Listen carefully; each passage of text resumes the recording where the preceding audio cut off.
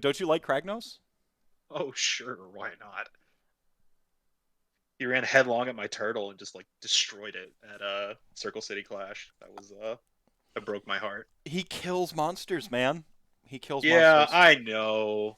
But I was just like, oh, he's not gonna make that 8-inch charge, and then Donnie Gorlitz was just like 12. And I'm like, all right.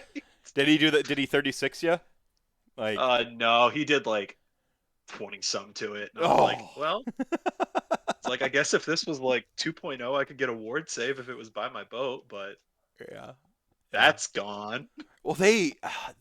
So one of the things that always sticks in my mind when people start talking about nerfs to armies. There are certainly problems or things that are perceived as problems that have to be addressed because perception is reality for a large extent when you're a consumer entertainer company, right? Like, it doesn't Right. matter if it's busted or not. Like, if it's the perception is there, they got to do something to quiet the masses.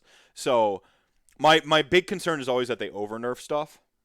Mm. Like they don't take things that are like a perceived problem or like a problem down to just like a little peg usually. It's usually like into the dirt. And man, did they come down hard on that terrain piece. You only get to put it in your territory, which now territories are much smaller. Right. um, you can garrison it now. There you go. Yeah, it's a buff. It's a That's buff. there we go. That was the bone they threw us. No, Ooh. I actually agree. That's actually really interesting because we actually just got into this discussion this week in the Indianapolis Discord about like Archaeon and Gotrek, for instance, Yeah, yeah. because they're the Baba Yagas, they're the boogeymen. Right. And the question was like, is it the scrolls or is it the scrolls that need to be nerfed or is it something else? And I actually think that those are two really good examples because I think that one is the scroll and I think one is not the scroll. I think Gotrek is the scroll because Gotrek is just, I mean, like we're playing Grand Alliance Gotrek at this point. We're not even playing Order. Well, I think I think that's what makes Gotrek more egregious in people's Yeah. minds. Well, Is 100%. if Gotrek was locked to like one allegiance, or like really only saw play in one allegiance, you have what I call a known commodity at that point. And known Yep. commodities can be addressed. You can counter build for them. You can do whatever you want. But like he's like he can be thrown into virtually anything and is just as much of a problem. Archeon needs a little He juice. does. Yeah. And see, that Unbelievable. was that was the thing is, so like to your point about Gotrek, they put him in KO, they put him in Daughters, they put him in Idenef, Yeah. they put him in Cities. I think the only list I didn't see him put in was Sylvaneth. And that's Mhm. just because I don't really know if Sylvaneth has the points to do so, just because Alariel is actually good now. And I think that putting, let's see, 740 plus four something, 7, 8, 9, 10, yeah, almost like 12 through 1300 points in two models. yeah. That's tough. I mean, Yeah. that's tough to bite off. But Yeah. like to your point about Archaeon, like Archaeon, the reason that he's as egregious as he is because it's what you surround him with. Mhm. If Archaeon was the problem, you would see Archaeon in Nurgle lists. You would see Archaeon in just stock corn lists. Yeah. But he's not. You're Yeah. seeing him in Zinch because he can benefit from the Destiny dice. You've got buffs out the wazoo that complement his weak spots, and you Mhm. just turn him into a. I mean, effectively, he's he's very much like Malarian in Warhammer Legends right now. Because I Mhm. mean, Malarian is what's he move 14, has a 3 damage lance, goes to 4 on the charge. And I think he has like a 3 or a 4 up ward. I mean, like he's a Gotrek that moves 14 inches. Like what? Okay, Yeah. like Yeah. what do you do with this? Yeah. Yeah. Take that down a notch. No, I think with kind of tying a bow on this, with the Archeon change that we saw in the FAQ, um, I think they identified the correct thing if you're going to target something on the War Scroll, which was his Justin Bieber power. Yeah, They that was a very prescient like decision. They identified the correct one of the correct problems and kind of like gave it a light touch. It's once per game now. It's still a powerful effect, but it's once per game, so you can. If it's a once per, then you're kind of gaming for it, right? And if you're gaming for it, then me, the opponent, understands theoretically what you're trying to set up, so that I can like mitigate or buffer against it, right? Like it's it's interesting because Gotrek feels like it could be solved a little bit with points and not an address to the War Scroll. because if his points I go would up, agree he with that. starts to become like prohibitive in all of the armies, like the multitudes of armies. But right now, at his points cost, you can just be like, yeah, quarter my army, and he can like solo half plus of other people's armies.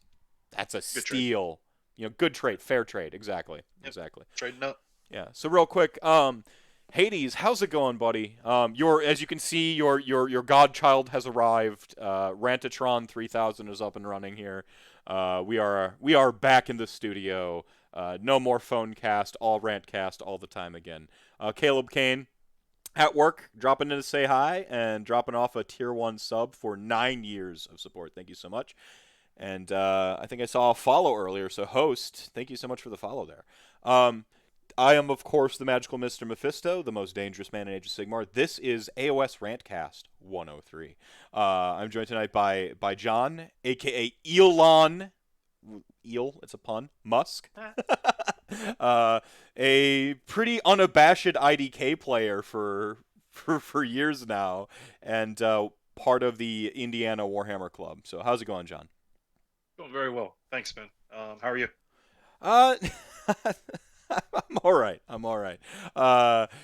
Narrator, he was not all right. He was not I'm getting through. I'm getting through it. Yeah. We talked off air a little bit. I'll be fine in a day. It's just bullshit drama. Who cares? And yeah, tonight we're going to be talking about a little bit about Nashcon. I think more broadly, just about sort of tournaments in general. Like I'll let you kind of guide us through as the man on the street, right? The sort of man on the street style reporting. Kind of talk me through your Nashcon experience, and I think we're gonna end up on some tangents. You and I both share in common, just to kind of set the stage a little bit. You and I shared in common coming over from Magic the Gathering, and that is, I think, for many people. Obviously, not everyone here plays Magic the Gathering, or everyone that's going to watch this VOD. So I'm going to try to like go jargon light for purposes of discussing this. But there is some barriers to coming over to a game like AOS. Or would you say that there's some 100%. 100%? 110%. Just Coming to AOS was system shock for me. Honestly, it was. Yeah, yeah, yeah. Could you elaborate a little bit? Like what was it like that? I suspect we have similar feelings, but I'm curious your thoughts. So I played Magic fairly competitively. Chased the Pro Tour, GPs, back when they were PTQs before they became PPTQs, and then I think Wizards actually like did away with them. I don't know. I'm not certain. I know that some of my friends who are still in the competitive scene were quite cross with what they were doing to it, but I couldn't tell you why. I think the number one change, the biggest change for me was the concept that my opponents are not out to get me. Yeah. That was something that was taught. If you go to your store or you go to a group that's local and they like to travel around and they like to go to tournaments, if they're gonna like adopt you into the fold, they're gonna bring you in and try and like make you one of the guys. One of the first things that they'll tell you is like never trust your opponent in Magic. Like don't believe them. Don't listen to them. Like you can ask questions. They can't prohibitly lie.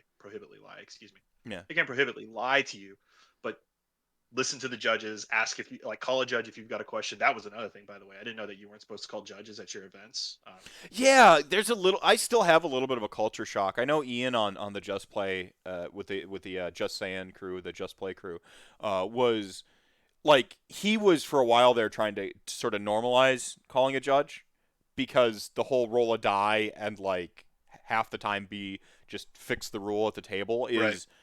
Like for me that's still a level of nonchalance that I don't particularly care for, because it encourages half the time just being wrong and internalizing the wrong information. I would rather be right personally and figure out what the true rule is in a non-judgmental, like it's not like I want to know this shit. Like I'm not being a dick. Like I know that there's a little bit of in Magic the Gathering. Sometimes there's a calling a judge for what I like to call legal slow play. But Failure to advance board state. Yeah. But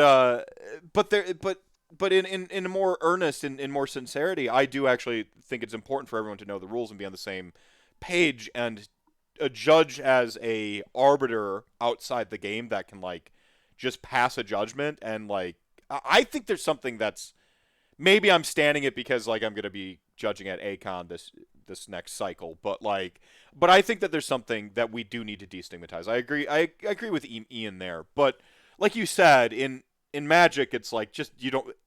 Maybe that's the core because I think it it's not is. about the judge; it's the not trusting your opponent. You got it. There it is.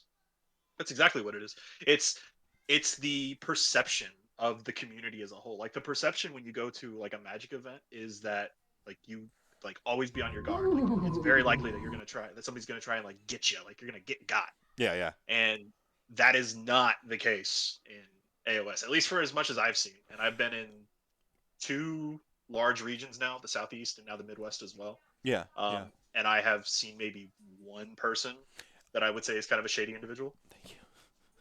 I it's the thing is that's the thing is the people who are shady or like in terms of table play, like they tend to get a reputation because there are few enough of them to where you can just like identify them and then like yep that's problem opponent like and then they just get this like stigma around them specifically and that becomes like they got to hold that's their thing now like and it that was the big jarring thing for me in AOS. I had this fear specifically going to my first like AOS tournament sort of outside the LGS of like people calling me for WYSIWYG on everything because I had like some heavy like I had some like converted stuff and I was really worried.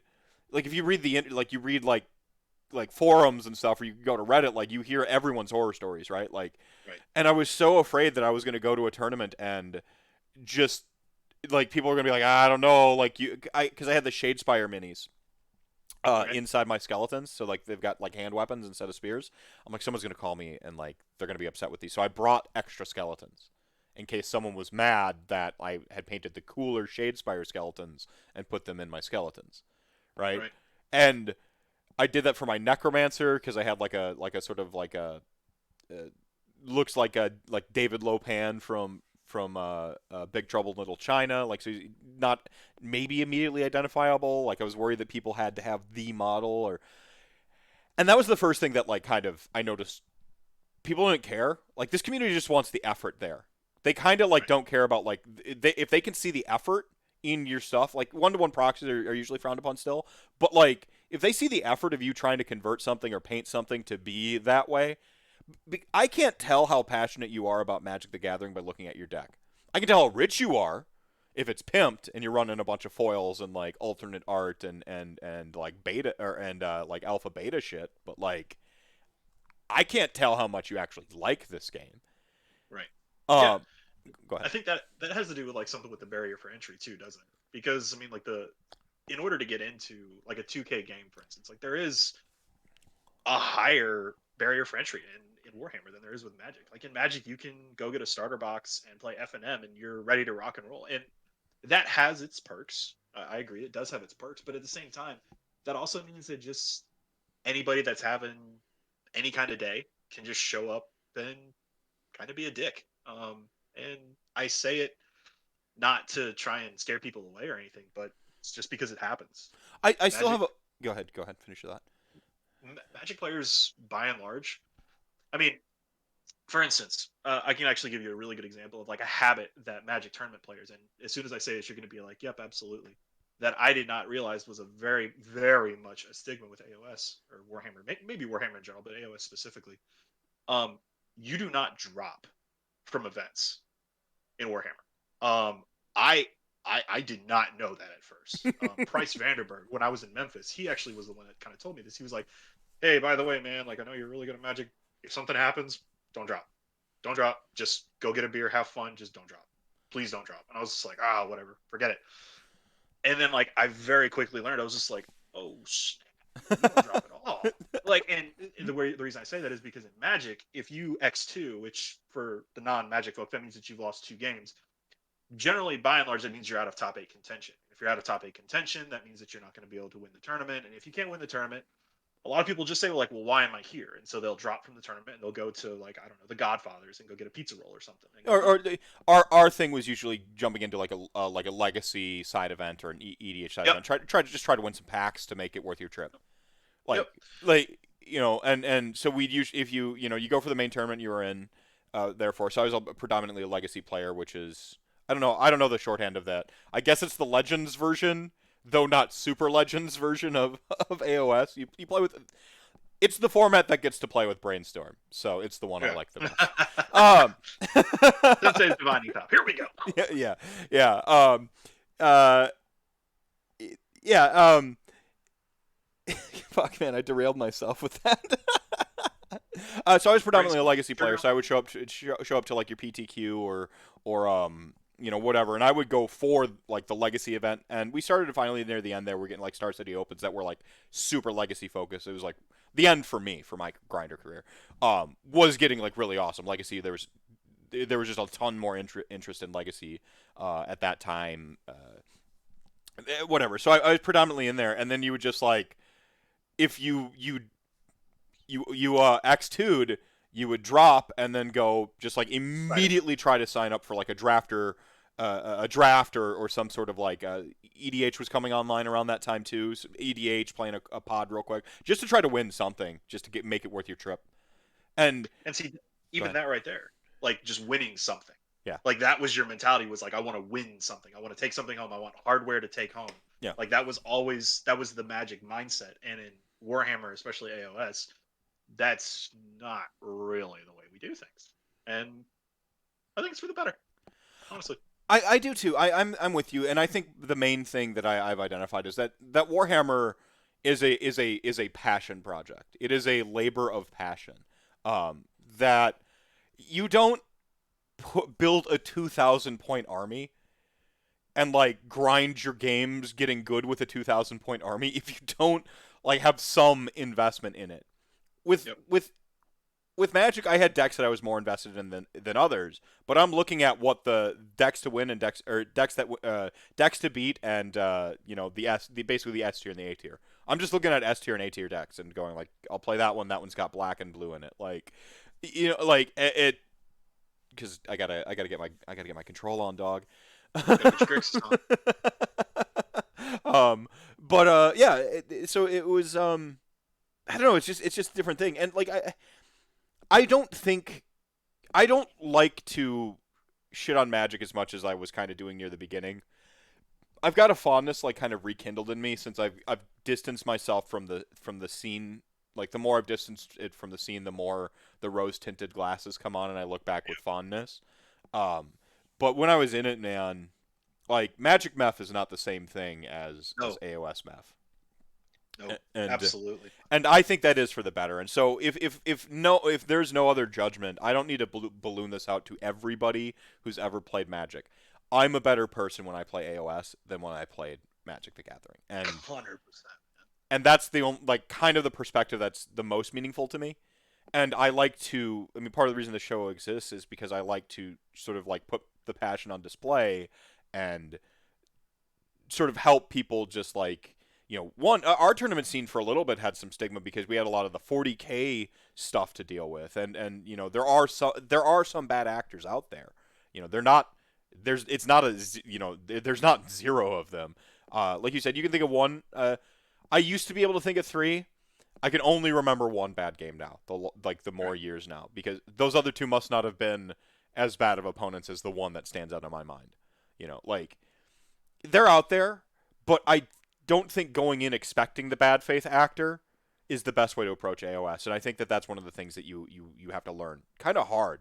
Like one of my boys, Minimum Pants Kyle, in the Pants Mafia, when I met him, he's the first person I played at a tournament. I spent most of the game trying to figure out if he was authentically that happy and nice, or if he was angle shooting me, because a Magic the Gathering player always starts out nice, the like kindest, but the minute they see they're about to lose, you fucking watch the life go out of them, and they become vicious. That was a mistrigger. Yeah. Like, oh no, it's cool, bro. Yeah. Sorry, I'm taking a time to shuffle. It's I'm nervous. Oh no, bro, whatever, dude. Yeah, And as soon as they draw that 7 and they got no lands in there, that's it. Immediately. Have you ever played this deck before? Oh no, man, I just borrowed this from my friend. Like, Oh yeah. seemed cool. No, I'm selling it after the tournament. Yeah. I don't really like it. It never really works for me. Yeah.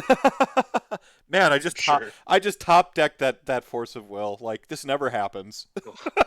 Fucking god damn it, Magic players. I Um, counterbalance the force of will. say like fucking counterbalance top's gone now. Good riddance. Good riddance. Yeah, it is. I think you're still, from my perspective, I think you're still kind of in your journey, acclimating to AOS from Magic the Gathering, but there's sort of like the players out there that I kind of like. I watch and I'm really pleased to see when they're like growing as players. You and Nick are both kind of at the top of my list of people I personally know that I've seen like sort of on their journey, and you both had very different sort of paths and things that you had to like figure out and stuff like that. So it's really cool. So I guess that leads me to, how did Nashcon go for you? Like, how was Nashcon? Great. Nashcon is probably my favorite event of the year. It doesn't matter if it's not the biggest. I really don't care. It lets me go home. That's my stomping grounds. I love the area. Griffin runs an absolutely amazing tournament. I love the format with the whole dual list. His packs are always actually watertight, not GW watertight. They're great. Yes. Yeah. They're great. I loved it, man. Nashcon was great. I went 3-2. I think I got like 25th overall, something like that. So I mean, Yeah. fine. Yeah. It was good. See, I shifted my expectations to wanting to go 3-2 and considering that if I go 3-2 and I see my friends again, and that was one of the expectations I had to shift from coming over from Magic, because it was like I have to win something or it was worthless. That was the mentality I went into Magic with, and such a dangerous mindset. I mean, it's you're inhibiting your own like fun potential with that mindset, you know, like You really are. so.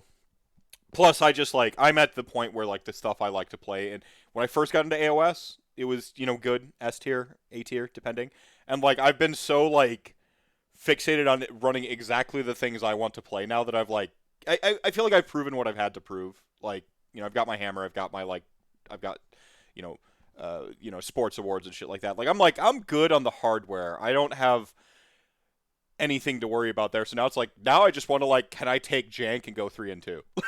Like, it's just like a total like it's the mind shift, the mind the mental shift, the perspective that I think helps the most.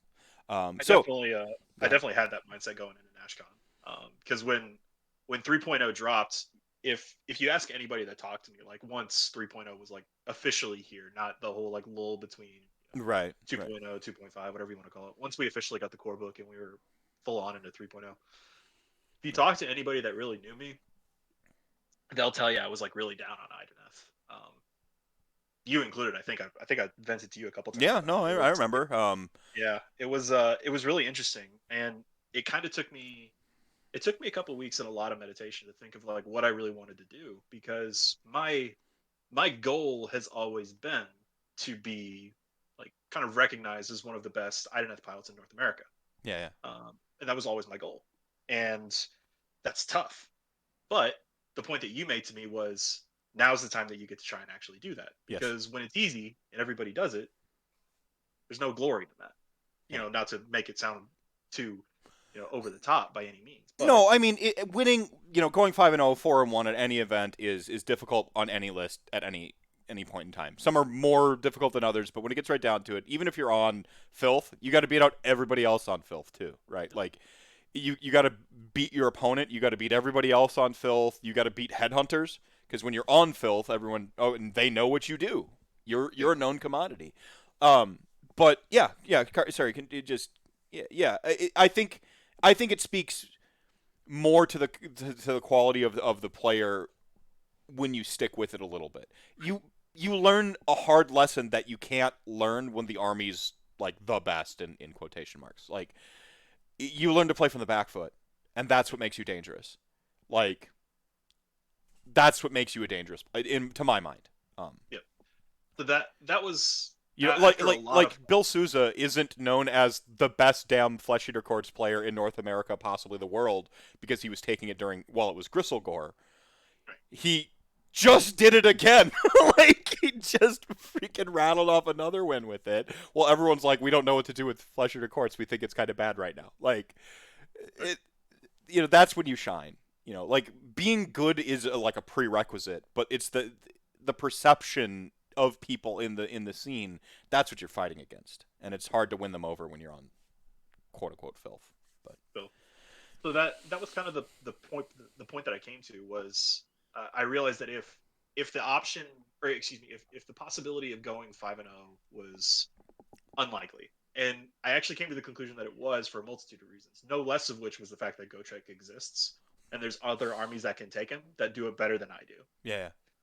It's true that Fish can take him in like Iron Rack and give him run in charge and cover and fight at the start of the combat phase, but there's other armies that just take him into a better environment. Like for instance, Marathi. Like if you take him in Marathi, like I don't really know what you do because you have one guy that has like a 3-up ward save, and then you have another lady over there who has the most fun and interactive ability ever seen to mankind called the Iron Heart of Cain, and you're like, well, crap. And you don't really know what to do. And so then you have to deal with both of those. And if you can't, well, that's unfortunately kind of the position you find yourself in. So what I decided was but this was before Nashcon lists were submitted. I told myself, I was like, you know what? I love the Leviathan. It's my favorite model right now. It's my favorite model in AOS. They Respect. redid it with, yeah, thank you.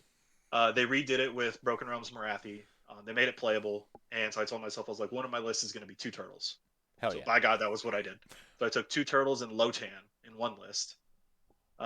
Just to rub it in, you had to grab a Lotan too. Well, you can actually ask Michelle. It was actually kind of funny. I woke up in like a fever sweat at like 3 a.m. one morning, and I was like, oh, I can run Lotan as the general, and everything will fit. And she's like, what?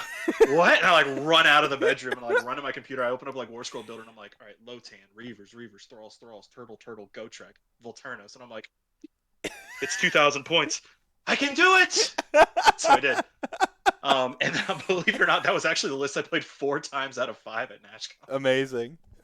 What was your record with that one? 4 out of 5.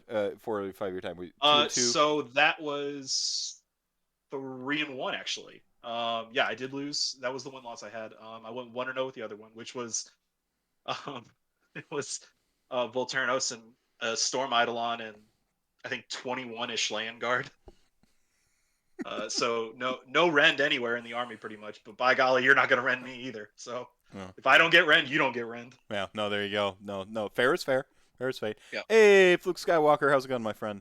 And I missed it earlier, but Caleb also dropped 1,000 RDP to remind everyone the chat gang ain't none to mess with. So thanks for that. Yeah, no, the only time that I actually played all the Ashlayan and the Eidolon was actually round 1 against Joe Pagano and his KO list. Yeah. Because he's like, I got KO, and I was like, eels that can't be rended, have fun. He's just like, all right, I get this. Like, I can't interact with anything. I'm like, I'm sorry, man. No, that's good. No, that's good. No, see, I love the 2 list format for kind of like that. It adds that like a little bit of the poker vibe into it, which I really enjoy, and I know you do with your fantastic sunglasses. But, Thank you, Isaiah Rampick. Yeah. Really, I don't know. Do I not know this story? Oh, oh, buddy, let me tell you a story. So, the first time that I had played Isaiah was at Armed Forces Day this year. Okay. I'm actually gonna take these off because I look ridiculous right now. But I'm standing, like walking around. I can wear them. We played the first time at Armed Forces Day this year in Chicago with the tournament hosted by the Grimdark crew. And when we finally played, we were in the middle of the game, and he told me, like, he puts his hand up, he's just like, John, I have to tell you something right now. I was just like, what's up, man? He goes, you have one of the most intense stares when you walk up and you're just like watching people play. And I'm like, really? He goes, I swear, man, you're 1,000-yard staring, but you're looking like this at a board. It's like right here, man. And you look like you're just going to like stare a hole in the board. I'm just like, do I really? He goes, oh, dude, it looks like you're just like furious about something. I go, I was like 3-0. I was like 3-0 at the time. Or I was 2-0 at the time going into the bottom or going into third round. I was like, I'm not mad at, I don't think I'm mad. Yeah. Am I mad? And I stopped and thought about it for a minute. I was like, no, I'm not mad at all. He goes, I don't know, man. It's just like you've got this stare, and it rattles me. And I'm like, So I thought about it for a second. I run out to the Rav, and I grab my sunglasses. I just like put them on. I was like, "How's this?" And he goes, "Much better." And I was like, "Great! I can wear my sunglasses inside now, and I have an excuse." That's amazing. See, now now it's a thing. Now it's part of you. Like you're gonna be known for eels and sunglasses. Yeah, Honestly, if you're to be known for two things, it's not it's a too. good combo. Like it also tracks with the whole beach vibes of Ideneth Deepkin. Like Yep. the beach follows you wherever you go, so naturally you have to wear your sunglasses Gotta wear everywhere. my shades, man. That Aether Sea beach, right? Like It was that was also the tournament that he called me a coward because I kept shooting him with turtles and sharks. Because he was playing Ideneth as well, and he was like, "Be a man and fight me in the field," and I'm like, "No, you don't have any shooting. I'm gonna exploit that." oh man, Isaiah's a great. He's one of those like. There's so many great people in the Midwest, and he's one of the boy wonders. One of the ones that you absolutely have to play a game against at some point in your Midwest career. Um, Right. no, one of my favorite lines is to like yell at my opponent, like push your models to the center of the table and fight me like a man, like, Fight me, you nerds. like fight me. Like you just like I mean sometimes it feels like that's all you really do want to do with Warhammer is like to watch the things go. Yep. Like, I mean you're playing with toy soldiers. Like there's that small part of like the brain that's still the kid brain, you know, like that remembers doing that with like whatever toys and I could try and go 5-0, or I could run all my eels at him. see there's a moment like that in most tournaments for me where Oh I'm like yeah, the right play is this, but the awesome play is awesome play. this. Like, We could deep strike 9 inches away and get a 6-inch charge, or yeah. or we could try for that natural 10 prayer to remove fly from their army. By golly, Yeah, here we go. there you go. Yeah. So, Luke Skywalker, now hear me out, my dudes. Run 4 turtles and call the list turtle power. That was gonna be my Bruce City Brawl list, and I was gonna like because so I my first turtle that I got when I first had my first army that I took to ATC, which is where I met Brendan Melnick, Yeah. and kind of got introduced into the Midwest community. I had that army professionally painted. There's also the whole like that's a whole conversation, but beside the point. I ended up getting I'll defend people who get their armies commission painted. Like I'll defend So it. Like I feel it's weird when hobby trophies are involved, but like there you go. because you're going up against somebody who like you know like a Bryce or like a Yep. Domus or something like that who did paint the whole army themselves and like that's where it gets different. And I would I'm not judging anyone because as a rule I tend not to. I know if I were in this situation, like if Vince Venturella just as a fucking birthday gift to me painted like an entire Soulblight Gravelord's army, you bet your fucking ass I'm playing that. Like Oh yeah. you think I'm not like, but I know if I had like won a trophy, I'd have to be like, nah, go to the next person down type thing. Like is where I would. That land. was what it was. Yeah, Yeah. that was what it was because that was a conversation that Mike actually, our club president, that was a conversation that we had about it because it's just like it's awesome, they look great, but you can't win best paint because you didn't paint it. And I was like, well, why not? And kind of, it was the Magic player in me really that was more than anything. But beside the point, to Kyle's point, the second turtle that I got, the one that I bought, I painted. I mean, myself. good I on you painted- for saying it. You could have easily passed it off as your own. Nobody knew who you were. Oh yeah. So No, that's just yeah, not going. that's some integrity there. So good job. Thank you. Yeah. The second turtle though, I did paint him orange, and his shell is black. He also has a Noise Marine guitar strapped to the howdah. He has a. I'm looking at him. He has an abhorrent arch. Like regent, he's I just like believe- shredding the guitar. Like, Please stand by. yeah. Just, I mean, you got to have walk-up music being the like the was it MC Hammer did the Teenage Mutant Ninja Power song from the first movie? Oh, that's awesome. Oh yeah. So yeah, you've got the drummer in the back. You've got an abhorrent arch regent who's the lead singer. And then I got really bored, so I put hell cannons on his belly because I needed a ranged attack, and I couldn't say that they're gonna like play sound at you because nobody would be like, well, that's not loud enough to do damage, and I'd be like, all right, well, here's a Helldrake's hell cannon, so like deal with it, I guess. So, you know, between your professionally painted army and that conversion that you've done, you know which one I like better, don't you? Oh yeah, Like, one is metal. the one that is not. metal. Yeah, the one that is metal. Like, But that for me, that's what hobby in this game is. Like, even if you're not Yeah. the best hobbyist in the world, it's putting yourself on the table, and it tends to like people just in our community respect that. Like they just there's just maybe it is the dad game like that Haywo talks about. Like I I suspect the day I solve the mystery of why AOS is as awesome as it is, will be the day like I'm like, well, I've solved the mystery, and then I'm like, I'm done with this. You know, Ride off into the my sunset on a skeletal bone steed. yeah, I ride off like on my nightmare. Yeah, yeah. Hull cannons clearly shoot sonic bullets. Turn it up to 11. Yeah. In D minor. Chat gang respects the vision. Tomb King, hey, it's Tomb Dad. He's gonna be on he's gonna be on with in a couple weeks with some of the folks from Party at the All Points. Nice. So yeah. Um. I suppose we should probably like loop back around to like I the guess first we point. could. I guess we could. Yeah. Yeah. So I realized I was like, well, if 5-0 is not really going to be in the cards, then I kind of thought to myself, I was like, well, what can I do? Because obviously I'm going to go to the tournament. I'm not just going to drop because I can't go 5-0. It's Nashcon. I love Nashcon. I wanted to go anyway. Yeah.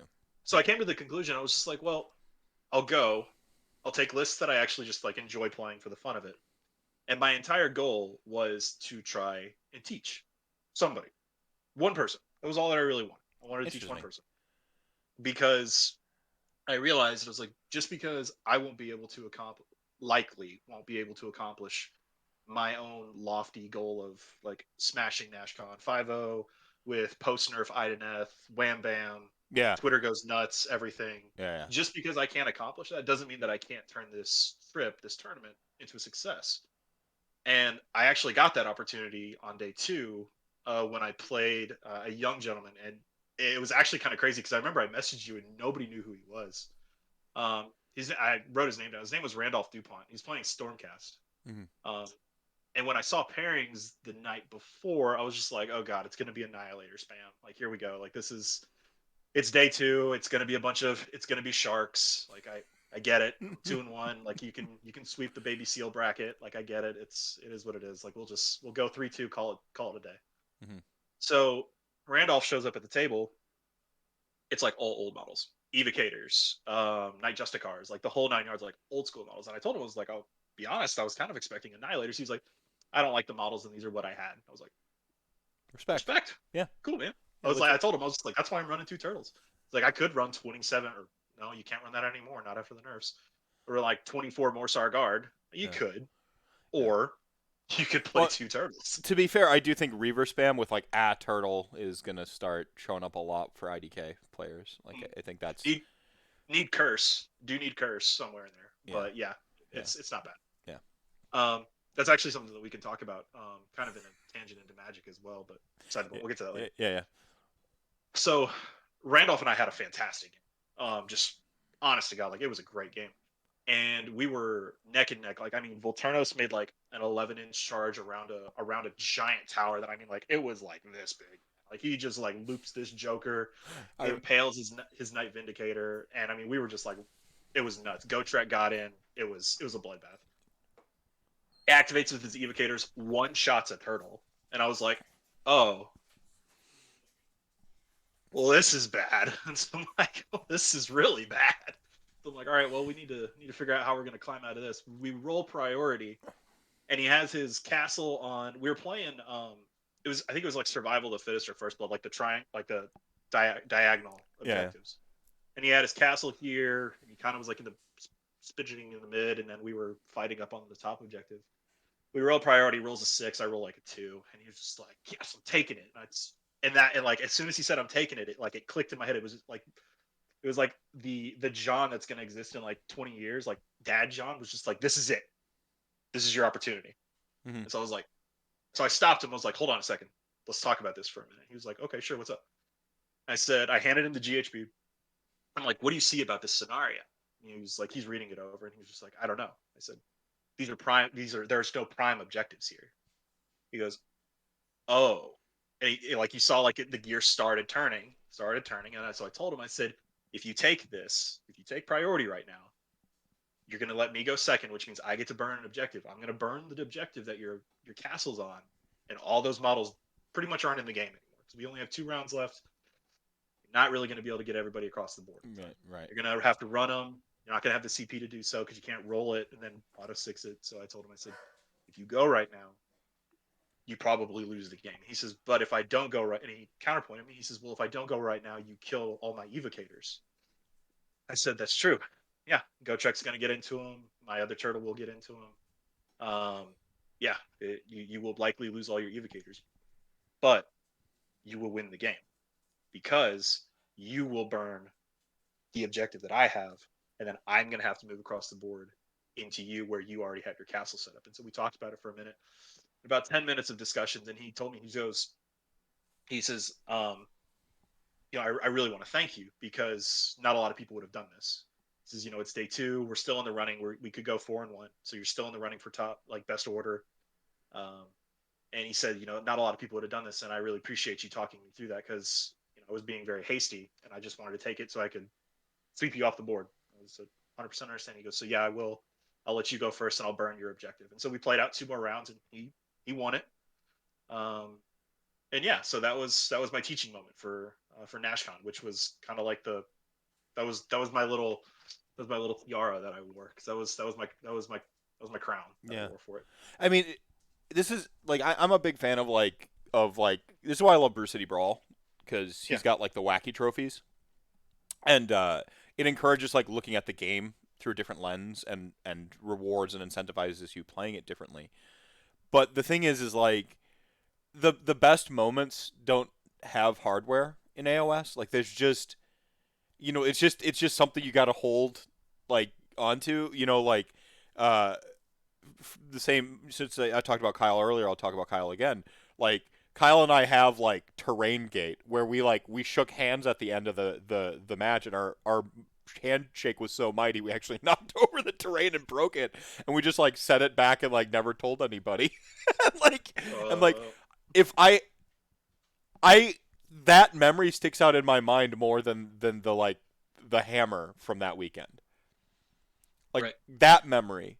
And like when I look at the hammer, I don't remember winning, best death or whatever. I remember that interaction. Yes. 100%. Yeah. Yeah. So, such a good sport, says Kicker. Damn right. Arctic Circle says, so chat gang, I went and checked out a Land Raider that wasn't fully assembled a friend gave me that's been sitting for over a year. Wrote it and made it a home. I mean, that's cool.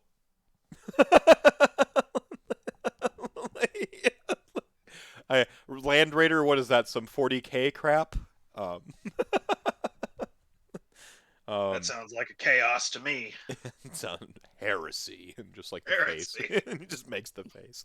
Meph was a monster. Confirmed had a rampage. Yeah, pretty much. IRL monsters rampages. Oh no. Man, I have met nice Magic players, but even the nicest GT grinder won't be like, whoa, whoa, whoa, whoa. Let me talk you through beating me. Well, and that's like there's a line between coaching you to beat me and teaching, like having a teaching game, quote unquote. And I mean it's different gears, and these are all like there's no like manual for like learning how to become a better tournament player in terms of like a better person at tournaments, I should say. Like there's no one size fits all. Like I could give anyone advice on how I approach tournaments, but what works for me isn't gonna like I do the villain, the heal thing. Like I amp up we're not gonna talk about the fact that I've ordered wrestling action figures for the first time since I was literally 7 years old. But but I put on my heel persona and I banter with people and I trash talk a little bit. Like a different person doing that, it won't necessarily work for them. Like to get somebody into sort of my delusion is what I do, and it's what works for like Haywo, or how Brendan, despite being like a killer on the table, has become like sort of a cuddly teddy bear of a podcaster and like a community like favorite. Like how we all have to find our like sort of I don't want to say shtick doesn't feel like the right word because that sounds like inauthentic, but we all got to find our like place, I guess, and what works for us in tournaments. And there's no way to really coach that. You just got to do it. You got to be aware that you want to be the person who's fun to play against at tournaments, and figure out how you get there, right? I If think you're yeah, I think that's what it is. Like you find out what the community is, like how they are, like the image of the community, and then you find your place in it. Like you either you turn into, a very well mannered competitive Spike, or you play Timmy lists, or you go full Johnny, and you're just like, by golly, I'm gonna roll this box card. Here we go, and yeah, then that's yeah, what you bank on. So yeah, yeah, yeah, yeah. I see. I mean, and nothing, and because I've been on like a quest since I was on Warhammer Weekly a couple weeks ago talking psychographic profiles, I really right. want to reiterate to people that spikes do not mean that they're whack tryhards. No, It's the worst misnomer. Like you can have salty Timmy.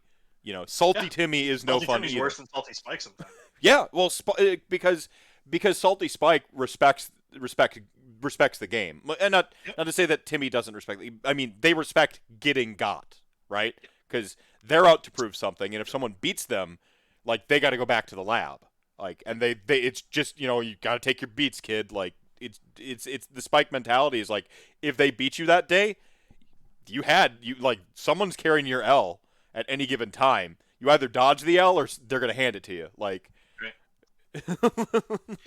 So Yeah, that was one thing that I commented in the chat when Vince and y'all were talking about that, because I didn't really like the idea that Spike was a person, because I think that kind of gives the wrong image to everybody about what being a Spike is, because if Spike is somebody who only plays like Heat, like that's all they play. Like they play Heat, they'll go to a Saturday event and they're gonna bring Nagash and Graveguard, and they're gonna be like, "I hope we have fun," and then you're like, "Okay, yeah, sure." That's the F word for it that I'm looking for. Uh huh. uh uh uh Yeah. Uh huh. I Okay. do it. Yeah. Two of my It's favorite things, and I'm on tape, baby. I've had a podcast for years to so people know where my agenda is with Nagash and Graveguard. uh huh. It's Um, not that you always bring heat. It's a mentality, because if Spike was if it's true that Spike is just like the person that only plays Heat, then no Spikes would draft, because that is inherently random and it's a test of your own player skill, and it is going to incorporate your mindset and how you understand the game, and then like how you play it. And this is the Magic definition of it, obviously. yeah, yeah, So the whole idea that like all they only ever play is Heat, all they ever do is they're going to bring the absolute best list that they possibly can, they're going to bring the best deck, they're going to play Esper Control and Return to Ravnica and just be like D-Sphere, D-Sphere, D-Sphere, Jace, Architect of Thought, please have fun, here's an Aetherlink. Like that's what they're going to do. If that was the case, and it is just like that they only bring the best thing, then you wouldn't see them playing in drafts, for instance, yeah. because you can't guarantee that you're going to see the Well, best. this is why I highlighted I like the thing I was trying to hammer home the most is Spike is about proving something. Often that they're great, like that they're good at the game, like they're usually out to prove something. Like you can have the Spike who's like an absolute homer for Iron Jaws through the thick and thin, and what they're out to prove is that they're the best Iron Jaws player, even if Iron Jaws that GHB or that 6 month FAQ period just doesn't have the stuff, right? They'll if they're like diehard IJ Spike, they're gonna they're gonna try to beat you anyway, or out to prove that they can take the list the distance, or that they have a mastery of this army even if it's downtrodden. Like I pointed out Halo just for like sort of acknowledge because he's well known, but like playing Beastclaw Raiders through that sort of Dark Ages period where they had a book, but it was the oldest book next to Flesh Eater Courts, and then Flesh Eater Courts got a book, Beastclaw Raiders didn't, and then they were just kind of sitting there for that like sort of that no man's land period where pretty much an edition went by where they were just you know kind of like over nerfed from mixed destruction shenanigans, and they were just kind of like meh and middling, and um I know some inside baseball that Haywo happens to be like pretty decently spiked too. Like I think he's a spike Timmy, much like Vince Venturella, like people would expect. And Right. he's out to prove that like Beast Claw Raiders are sweet at all times, right? Like it doesn't. Um, I don't think that like meta chasing is a spike thing. By the way, I think that's just a people thing. Some people like there's a recency bias. Like sometimes you just want new toys, right? That it Yeah. could be as simple as that. I want new toys, and people tend to have various insecurities when it comes to competitive games. I know that we have a very friendly competitive game, quote unquote, but it's a competitive game. There's a win condition.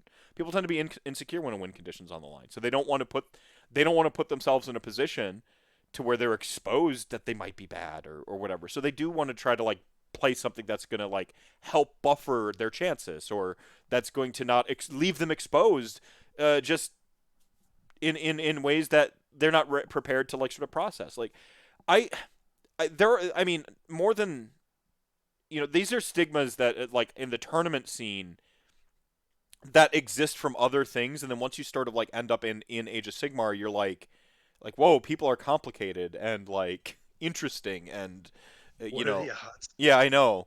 Um, like wait, this person who's like chasing the meta, Isaiah's had like I think there was a span where he was sort of like always on the next sort of like thing. But if you knew him, you realized he was chasing a best in Grand Alliance of any given time. Right. And he's like, I haven't had my death one yet, so now I'm going to play Nagash, and I need to get my chaos one, so I'm going to play Slaanesh, and and he was doing that. And for a period, you'd be like, you're like, oh, is he just meta chasing? You're like, no, he has personal like achievements in mind. And if you look at someone walking up to the table on Slaanesh at the time, this is why I'm pretty anti-comp takes from people. You have no idea why someone's putting that Gotrek in their list. They might have put it in their list before he got good. What about that? It takes me like 6 months to get a fucking army together. Chances are, by the time whatever hotness I've discovered, like by the time I get it to the table for a tournament, like whether it's still there or not remains to be seen. I who knows. I played Godtrek because I could put him on a crab.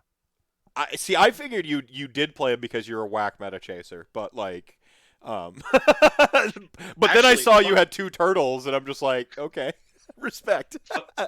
funny enough, I actually, so when I played Josh Lopez, he's actually the only person that killed Gotrek through the tournament.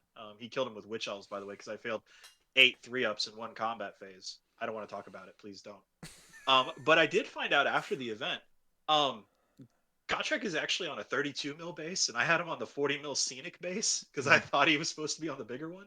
Yeah. So Josh actually got a lot more Witch Elves in than he should have. So I demand a rematch because that was No, that's fair. That's fair. No.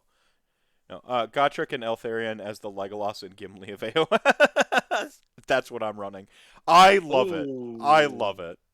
See, I respect it. Like, and again, I remember right around the time Slaanesh was like sort of peak heat, and I don't think we're gonna see. My perception hasn't been like people are as heated at like even like Tzeentch Archaeon right now as they were at like peak Slaanesh. Um, and I remember like the like hardcore diehard Slaanesh fans who had just waited their whole life for Slaanesh to be good, and watching their hearts get broken as like everyone's like just becoming angry at anyone who pulled Slaanesh out at a table, and I'm just like, one, okay, yes, it's out of line, and GW needs to fix it. That's neither here nor there. Like, fine, yeah, but you can still respect the person playing it because you have no idea what's going, what's going on with them and why they're bringing it to the event and so on and so forth. And by the way, even if they are playing it because it's really good and they're there to win, they're like, congratulations, their agenda. They went to a competitive tournament and tried to win it. Oh, the huge manatee. Oh, like, I felt like, so when Slaanesh was at its peak, and then when it started its descent, looking back on it now, it almost feels like a Buster Keaton movie because it's just like he hit a rock, and then he fell and hit another rock, and then he fell and hit another rock, and he fell and hit another rock, yeah, and then he's hitting the ground, and he's just like, all right, well, we can manage, and then he gets hit by a train. Yeah, it really was, man. You're like, huh? Yeah. At least we're not Slaanesh. Yeah, well, I mean, and that's the thing is like, I mean, we did see like when those first set of tournament results came out, like there's the week of tournaments and 3.0 was here, and we saw 2 4-1 Slaanesh lists and just a really good like sort of kaleidoscope of like all the various factions sort of in the top 10, like Right. or podiuming, and you just went like, hell yeah. that gave me a lot of confidence in 3.0. And I got to address one more thing. That would have been a perfect transition about like, so how did 3.0 go for the tournament? And I could have had the professional transition, but I choose to go for the tangent here. Fluke Skywalker says Nagash is Spike. His death magic he death magics harder than anyone. So Nagash, his psychographic profile is certainly a Spike. Nagash the model is Timmy. Timmy Johnny. Like, Timmy likes big effects. It doesn't get bigger than like holding a Gatling gun of magic spells and just going 8 times. True, but he's also too consistent. So like that's the thing is that like if your goal is just to be like I want to just rattle off arcane bolts, that I agree that's Timmy Johnny. But when you're just like I'm gonna try and rattle off arcane bolts, sure hope I don't roll snake eyes, bam bam bam bam bam bam bam, and then you're like all right well I do it. Well, I mean, but he is. You are hoping you don't roll the snake eyes. You usually are buffeting him up and throwing him straight into combat. Like, Gotrik's kind of like. I think anything it can exist in a Timmy space in AOS just because the mentality. Gotrek feels hard spike to me because it's just like Gotrek is peak efficiency. Like, look at what he does. Like, he can't hold all these limes. Like, he is peak efficiency. Archaeon, Johnny Spike, because you gotta give him the you You gotta have to give him help the him. you gotta help him. And Nagash, while he is a like sort of self-contained like piece in more of a Gotrek sense, leaning him a little bit towards the Spike, it's what you do with all of the spells he has available that pulls him back towards Johnny. And again, wanting to like buff up with protection of himself, the spell, he's like, you know what? I need a 5-up death Taking save. damage. Like buffing him up and like hurling him into the enemy and just like trying to have the death god kill you in melee combat is a pretty satisfying Timmy feel. Like, We're I'm good here with to that. say. I'm here to say. And yeah. Um You gotcha. you actually you said something just a second ago before we formally transition about how the first week like after we went into 3.0 Yeah. helping you transition. Yeah. Get it. Um Get the segue back. Um, I actually think that that's actually a really good time to measure the acumen of pilots because we're so fresh into a new book, and obviously AOS doesn't have the same luxury like Magic does. So in Magic, for everybody that doesn't know, is we're going to just keep harkening back to Magic this entire night. Also, by the way, the reason I keep looking down is because I have my 7 cards and I'm flipping them. It's just it's how I relax. So it is what it is. Is it really? That Like, no oh judgment. 100%. Oh 100%. If I'm in meetings, oh yeah, I'll be muted. I'll just be flipping 7 cards. Interesting. I fidget It's with 7 lands. They're forests. That's interesting. I fidget with various things. Like, I don't have like a single thing. It's usually clicking things. This is a horrible habit, and I'm trying to not have it. If I had a mechanical pencil nearby, I'd be doing this with it, like Oh, sure. getting the lead out and then pushing it back in. I fidget with everything. Turns out I think I might actually have ADHD. Just like never been diagnosed. I know I said that laughing, but like You probably do. I'm gonna probably go talk to somebody professional because self-diagnosing it's yikes. But Oh, you don't go to WebMD for everything? no, I don't. But I did check out WebMD and I checked like all 10 boxes.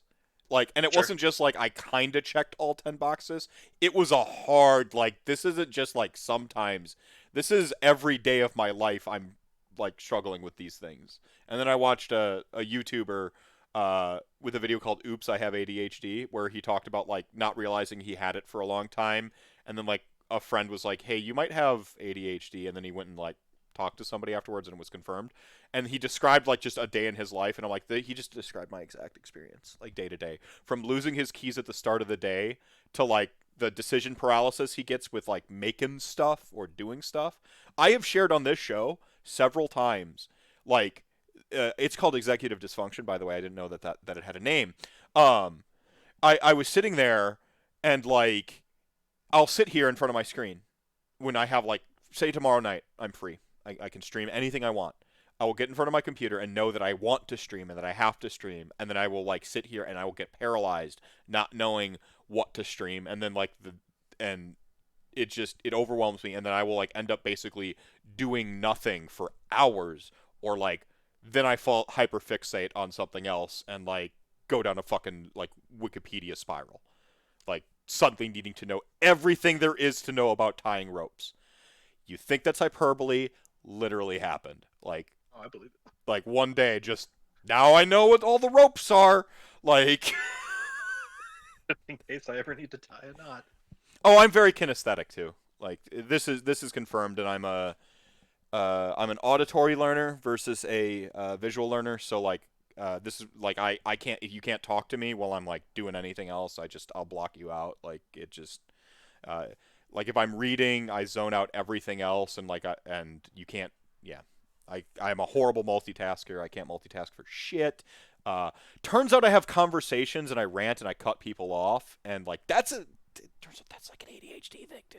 But yeah, I'm You can start kinesthetic. a podcast about that. Yeah, I have a podcast about this. Sorry, I cut you off there. Uh, turns out, but yeah, yeah, we we're Um, talking about 3.0. You had a proper segue all set up for us, and I ruined it yeah. twice now. So nicely done. You got me back to it, by the way, because I had completely lost my train of thought. So in Magic, there are rotations that occur exponentially more quickly than they do in Magic, or excuse me, than they do in Warhammer. Yeah. So, and obviously in Age of Sigmar, we went from 2.0 to 3.0. We were in 2.0 for I don't know until after the Ideneth book was released, until there's still not another Ideneth book released. Thanks, GW, appreciate that. Mm-hmm. Mm-hmm. But in Magic, when a rotation occurs, certain cards are no longer allowed in Standard. And Standard, of course, is if you're going to chase the Pro Tour, like that's what you're playing. You're playing Standard or you're playing Draft and whatnot. Easiest to But get your Pro Tour points 100%. on it. Yeah. And the thing is, on that day zero, like week zero, the first week of the Open, for instance, because like you'll have FNM one night, and then that next Saturday there will be an Open of the new Standard. And of course, there's people who would play like Friday night, and then they would drive to the Open Friday night after FNM, and then they'd play all day Saturday, be completely exhausted. And me and two of my buddies did not do that from back home all the way to Indianapolis one time, and we didn't almost die in the middle of Kentucky. I promise. That beside the point. Beside the point. This is a show where you're allowed to go down tangents. It's no, go ahead. it's a measure of the pilot's skill, because they see there hasn't been time, because in Magic you have this whole stigma of like net decking. I hate it. I think it's a stupid term. I don't like the idea that people are Yeah, like, oh well, we call it net listing here, but yeah, right. net decking, net listing. Go ahead. Like the whole concept of like, oh well, you're only meta chasing by and large. Like, oh well, you're only playing it because it won Goonhammer, or because it won Summer Slaughter, or whatever it might be. Whatever the reason is, in Magic, that week zero, you don't have that luxury. Like there is no top 8 boards for you to see like what's won the last 6 opens. For you to see like, okay, well, this is East Coast, and we're seeing a bunch of this. This was in the Southeast. We were seeing this deck, and et cetera, et cetera. Well, on that first week, it's really all about like how well you are as a pilot to say, these are all the cards that are going to be in the new set. These are all standard legal. What's the best thing that I can make with this? And so that first week is when you see a lot of people who are very good at determining value in their cards, like generating the most value out of their cards and utilizing that for that first week. You have those people, and you have people that just play red deck wins. Well, I think you also have like this is where the innovator, like the list builders and the net like the people who establish what go on to become the net list. This is when the innovators first show up. Like you have innovators and pilots, right? I tend to be a little bit better on the innovation side of Magic than I do the piloting side. Like, so I play decks that like I like to have decision making in my decks. I talked about Brainstorm earlier. Brainstorm has the most decision points of any card in Magic the Gathering. It's my favorite card. But like, you know, I'm not going to like play the pants out of you. I'm going to have been more clever than you. Okay. That's how I'm going to like usually do. So this is when you see people innovate. This is why I love this moment right now in Age of Sigmar. Yep. I Exactly. This moment right now, because one of the things that where I thought you were going with this was like the lag time in AOS versus Magic the Gathering. I can grind goldfish, it's calling, right? Like I literally proxy up a deck and I sit there goldfishing for hours.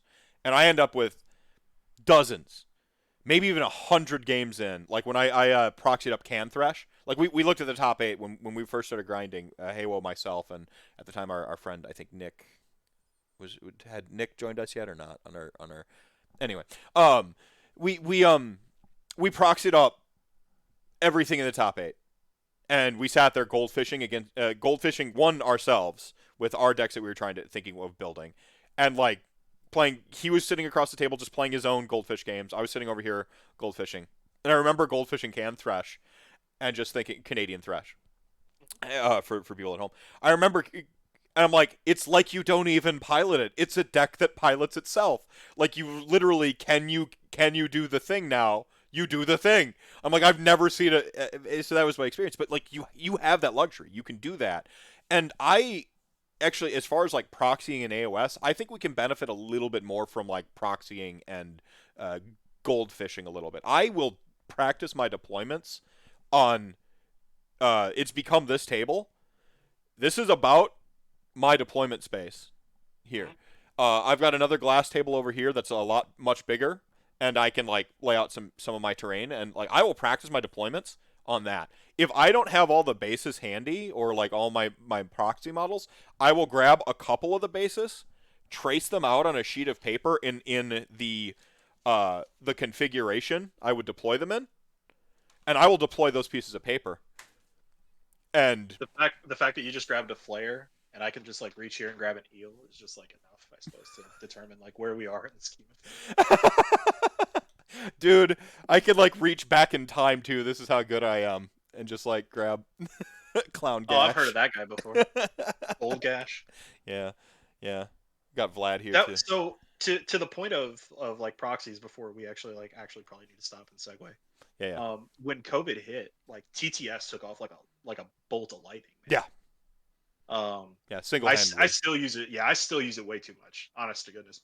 But the thing is that it's such an interesting tool because you get the ability to play people that you would never get to play before, and I don't mean that in the sense of you get to play more people and it's nice to meet new people. You get to encounter people who just like look at this game from a completely different sense than you ever could possibly imagine. So for instance, just this past week, we just wrapped up Release the Beast. It was a 6 round event. Ended up going like 3-3. And there were members of the Russian ETC team on there. I mean, I can't go. I can't go to GP South, and I can't go to Russia and play them in Sigmar, as opposed to going on Discord and being like, "Hey, LFG 2K comp," and somebody messaging me, and then like we're into a game, and like it's so interesting. But I think more than that, and I would actually kind of interested on your take on this. I almost wonder if it's the time investment too, because in Magic you can do 3 rounds and you have 15 minutes to crush the hopes and dreams of your opponent. Good luck. We can't play around in 15 minutes sometimes, depending on who it is. Yeah, no, I mean, and that's all a part of it. It's hard to play a whole game of AOS.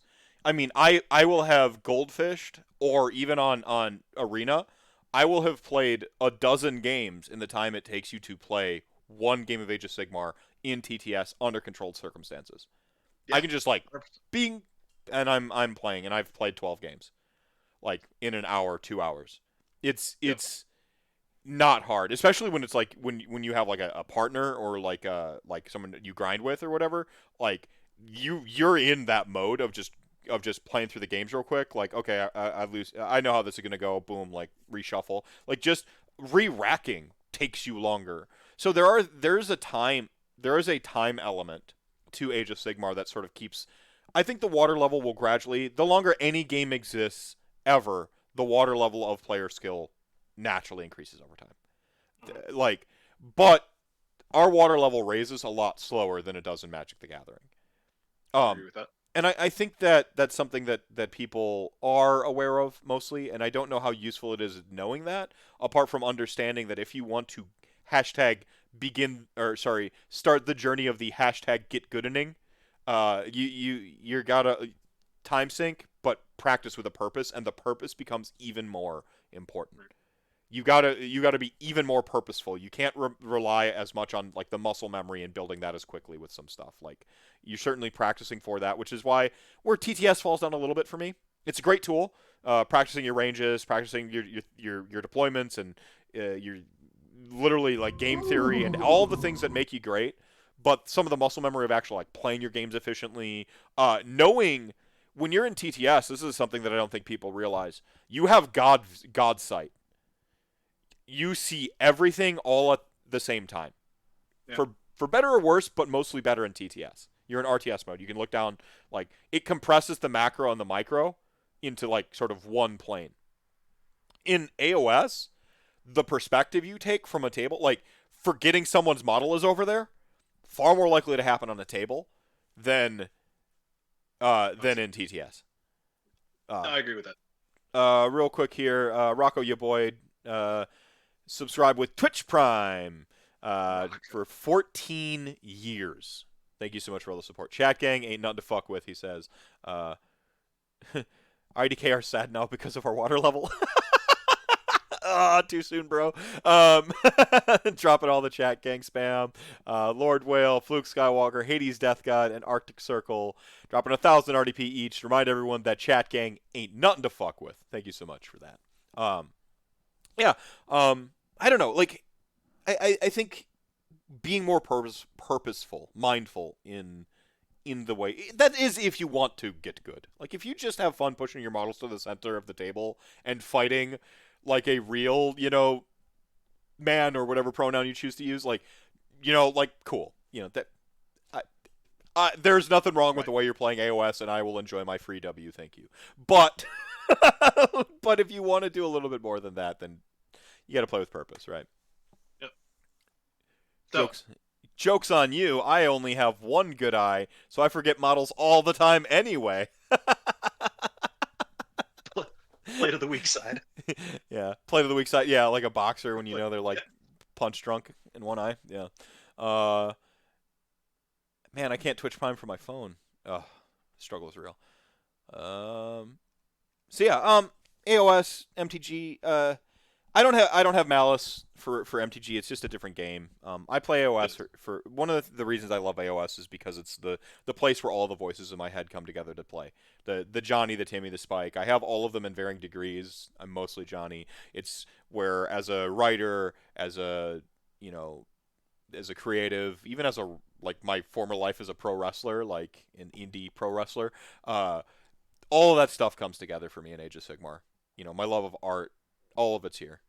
Oh, and EDH has the most in common, I think, with Age of Sigmar, because EDH is I would agree with that. Is the lords and ladies format, right? Like it is for the high society. You play it with the snifter of brandy, right? Like I keep 3 EDH decks updated, and I bring them to every AOS tournament just on the off chance someone wants to play Magic. Really? Yeah. They're in my backpack over here on the other side here. I'm not going to dig them out. I keep Atraxa, which is my no fun allowed deck for people who never got the notice. Okay. It's not Atraxa Super Friends either. It's Atraxa Infect, and it's one of my hardest. It's one of my hardest decks because it basically, how there's that person who didn't get the memo that EDH is the fun format, and they're just like, I'm gonna make 100 card Tendrils deck and win on turn 1. Atraxa exists to tell those people no. No, you may not. Like my Atraxa deck has one sole purpose. It is when I show up to a pod and somebody there is being an asshole, and I ruin their chances of winning. I have no other purpose in the game beyond making sure that they don't win. Oh, like this is like it's one of my favorite lines from movies is Unforgiven with Clint Eastwood.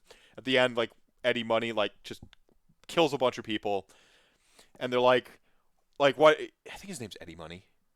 I know Eddie Money's also a singer, but I'm fairly certain. I think his last name's Money though. Anyway, they're like why like did that person deserve to die? And he's like, deserves got nothing to do with it. Like I feel like I am the most Clint Eastwood like when I am playing Atraxa. Like I am here and like so first I ruined that person's fun, and then I ruined that person's fun. And actually, like as I'm ruining their fun, the whole point is like giving everyone poison counters, because it only takes 10 poison counters to die even in EDH. They don't up the life count for it. Look at that, That's Johnny. 25% of the original life total. Yeah.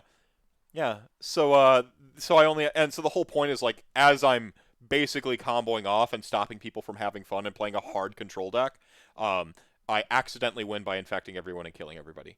But one person dies way faster than everybody else, and it has an Right. infinite turn combo in it, just cause, of course. Of course it does. And I've got all the tutors, so I can set it up if I want to, like basically immediately. But I never do that unless you a dick, and if you a dick, then get out.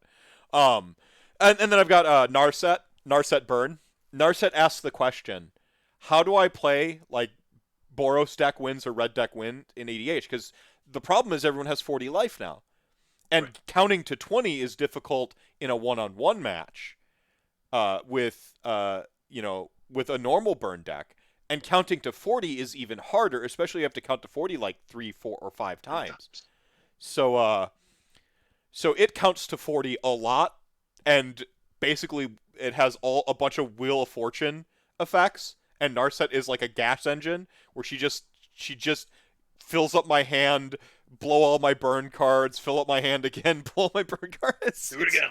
It's fun, but it's also so that's like my middle spice, but has a theme, and then Teneb, aka Harvest Season, which is my enter the fun zone multiplayer deck. It's your Um, Feldegriff. it's all demons, angels, and dragons like are the only creature Oh, types. Kalia. It's like Kalia. It's the only creature type allowed. Every fatty it plays is a closer if it ever wheels, and then the rest of it is just as many Wrath of God effects and as much recursion as can possibly be stuffed in black, green, white. Um, Oh, I see. I see. Okay. so what a Gotcha. fantastic. Yeah, it's a fantastic deck. That one actually has my best win record, which is weird because it's literally my least powerful. But that thing happens in EDH when people don't think you're powerful, and they just like ignore you. Yep. And what ends up happening is I'm the only person who can stop all the indestructible peoples trying to set up their indestructible hardlocks because I have exile everything in play, destroy everything in play, sacrifice everything in play, just all of the ways to destroy everything. I call it harvest season. It just reaps and Respect. sows. Sorry, Gitrog life. Get I yeah, Kalia the the Vat. toad. Yeah, yeah. Yeah, EDH High Society, gross. EDH is a punk show? Yeah, kinda. Uh, yeah, EDH is a lot of fun. If you want to get into Magic, it's also I think the easiest. Besides just going to FNM and start like doing like boosters and standard type bullshit, I think it's the easiest way. 100 card singleton. You end up actually spending less money. Like a card that's $4 when you have to buy a playset of them feels really expensive. Buying one $4 card, whatever, man. Like, so easy. Sorry. I am so sorry for my whole audience that just left, by the way, and watching the VODs for that huge Magic tangent. Uh, Yeah. please come back. We'll talk more AOS now. So, how did AOS 3.0 feel? Was this your first experience out in the wild at Nashcon? Um. Let me see. No, the first the last 2.0 tournament we did was Armed Forces Day, and then the first 3.0 was Circle City Clash. That's right. Official tournament. Right on. Yeah, Um, Mike runs that. Great event. fantastic. More people need to support indie events. That's the real theme of the show tonight. Is if you are in the Midwest, if you're around the Indianapolis area, like support more indie events. I know Mike's trying. You and like your whole club is trying really hard to like really build the scene up there. Uh, I respect the mission. One of my favorite drives is actually from Milwaukee to Indianapolis. Used to make that trip constantly for Gen Con. Like it's an easy drive. I'd imagine it's pretty easy coming from Ohio to like I think it's like 6 hours, whatever. That's a proper length to have a 2 episodes of Rantcast play. Oh yeah, Like, come on. that's a good deal. Yeah, Circle City Clash was the first big 3.0 tournament.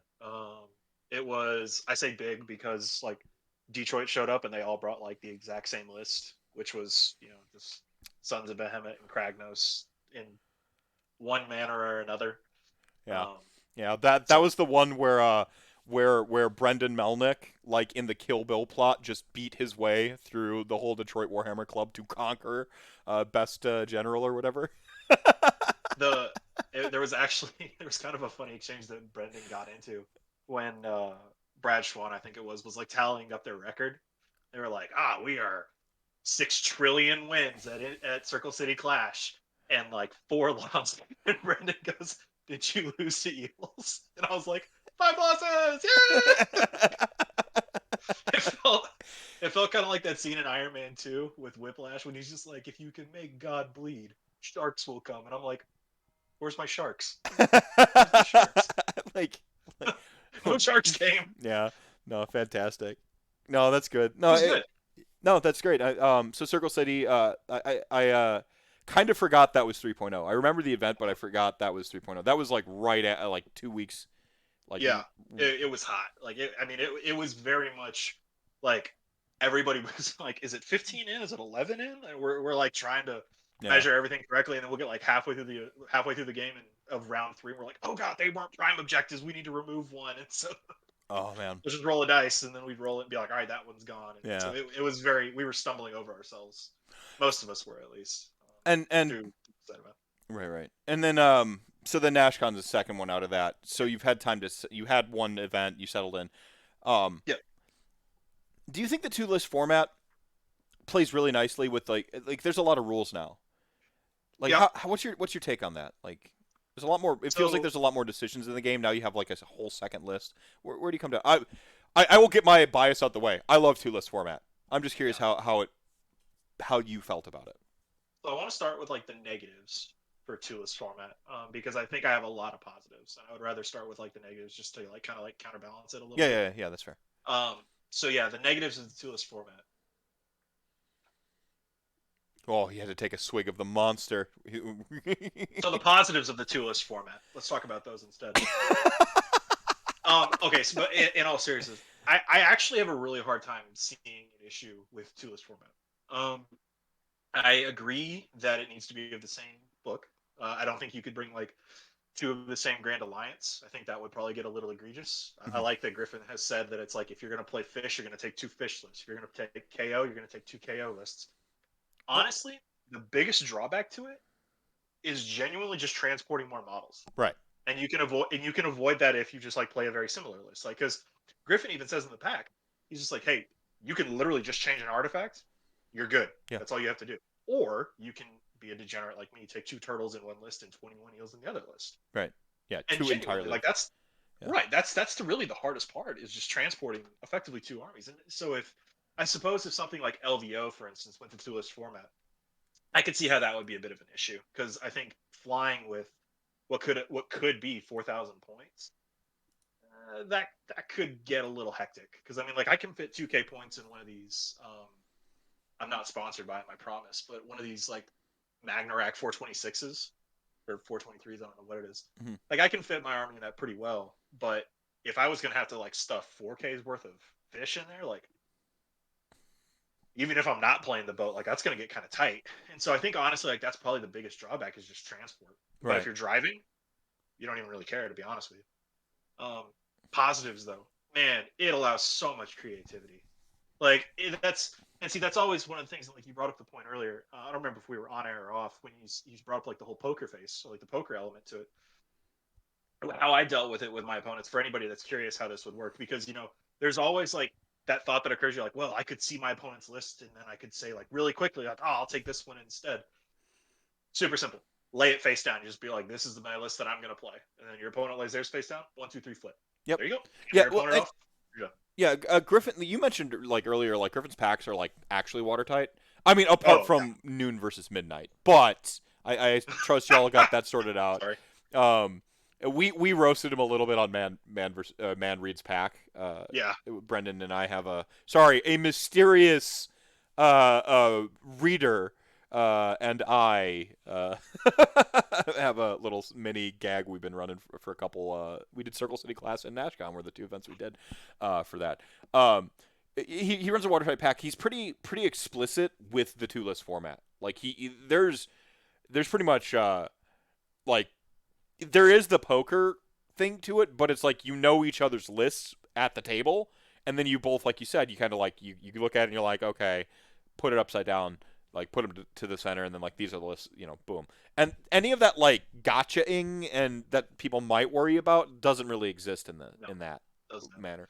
And if it makes people feel better, the whole rule of like, oh, you can't have a model that's over half your army. Fuck out of here. No, no, no.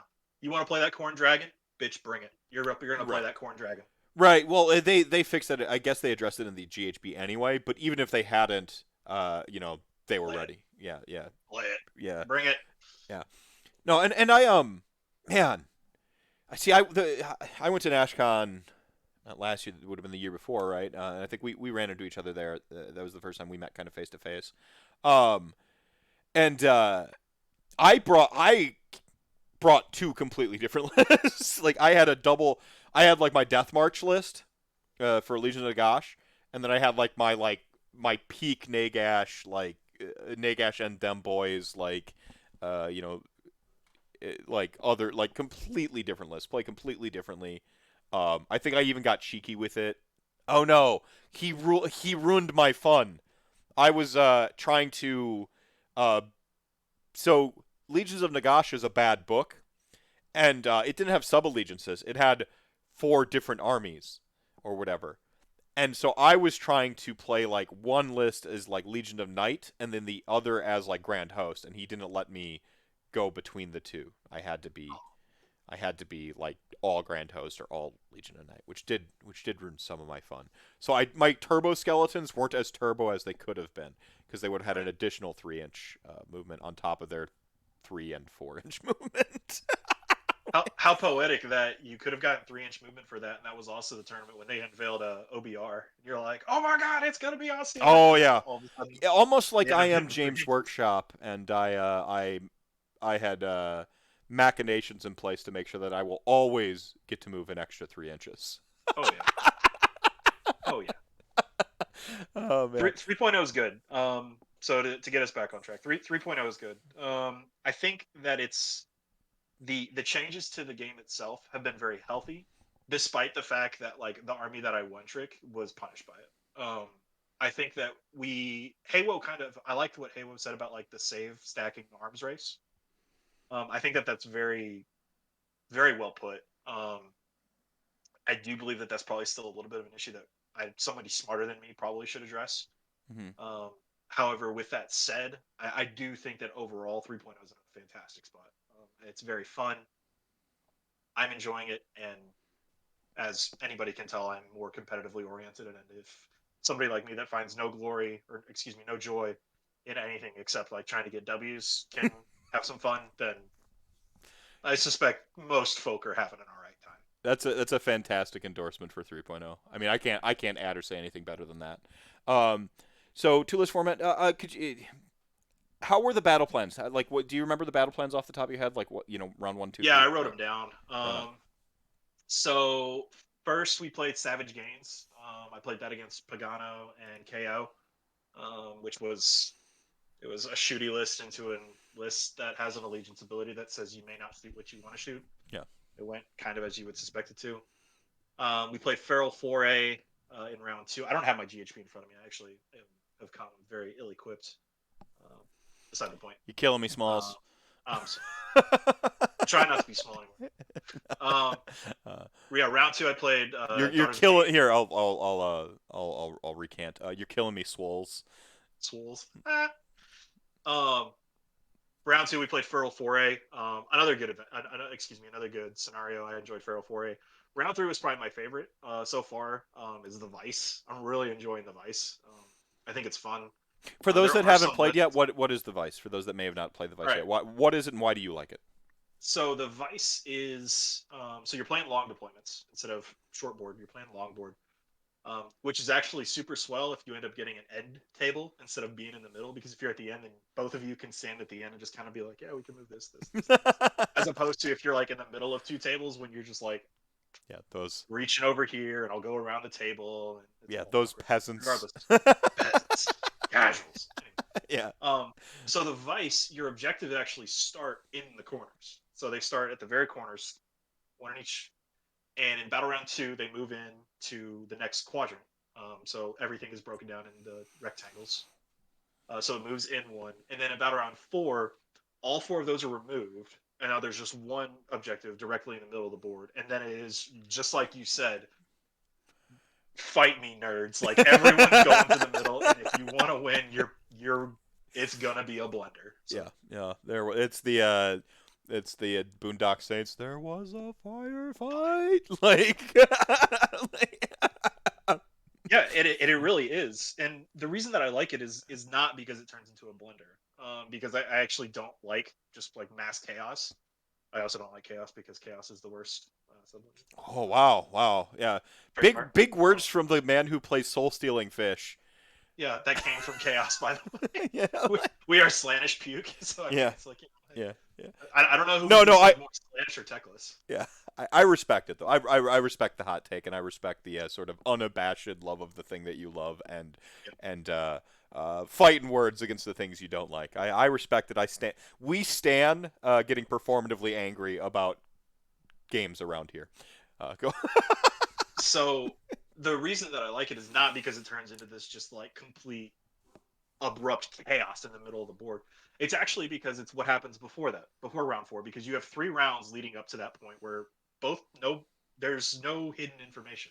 That's another thing actually that I'll talk about in a minute. Just remind me about hidden information. That's different from Magic.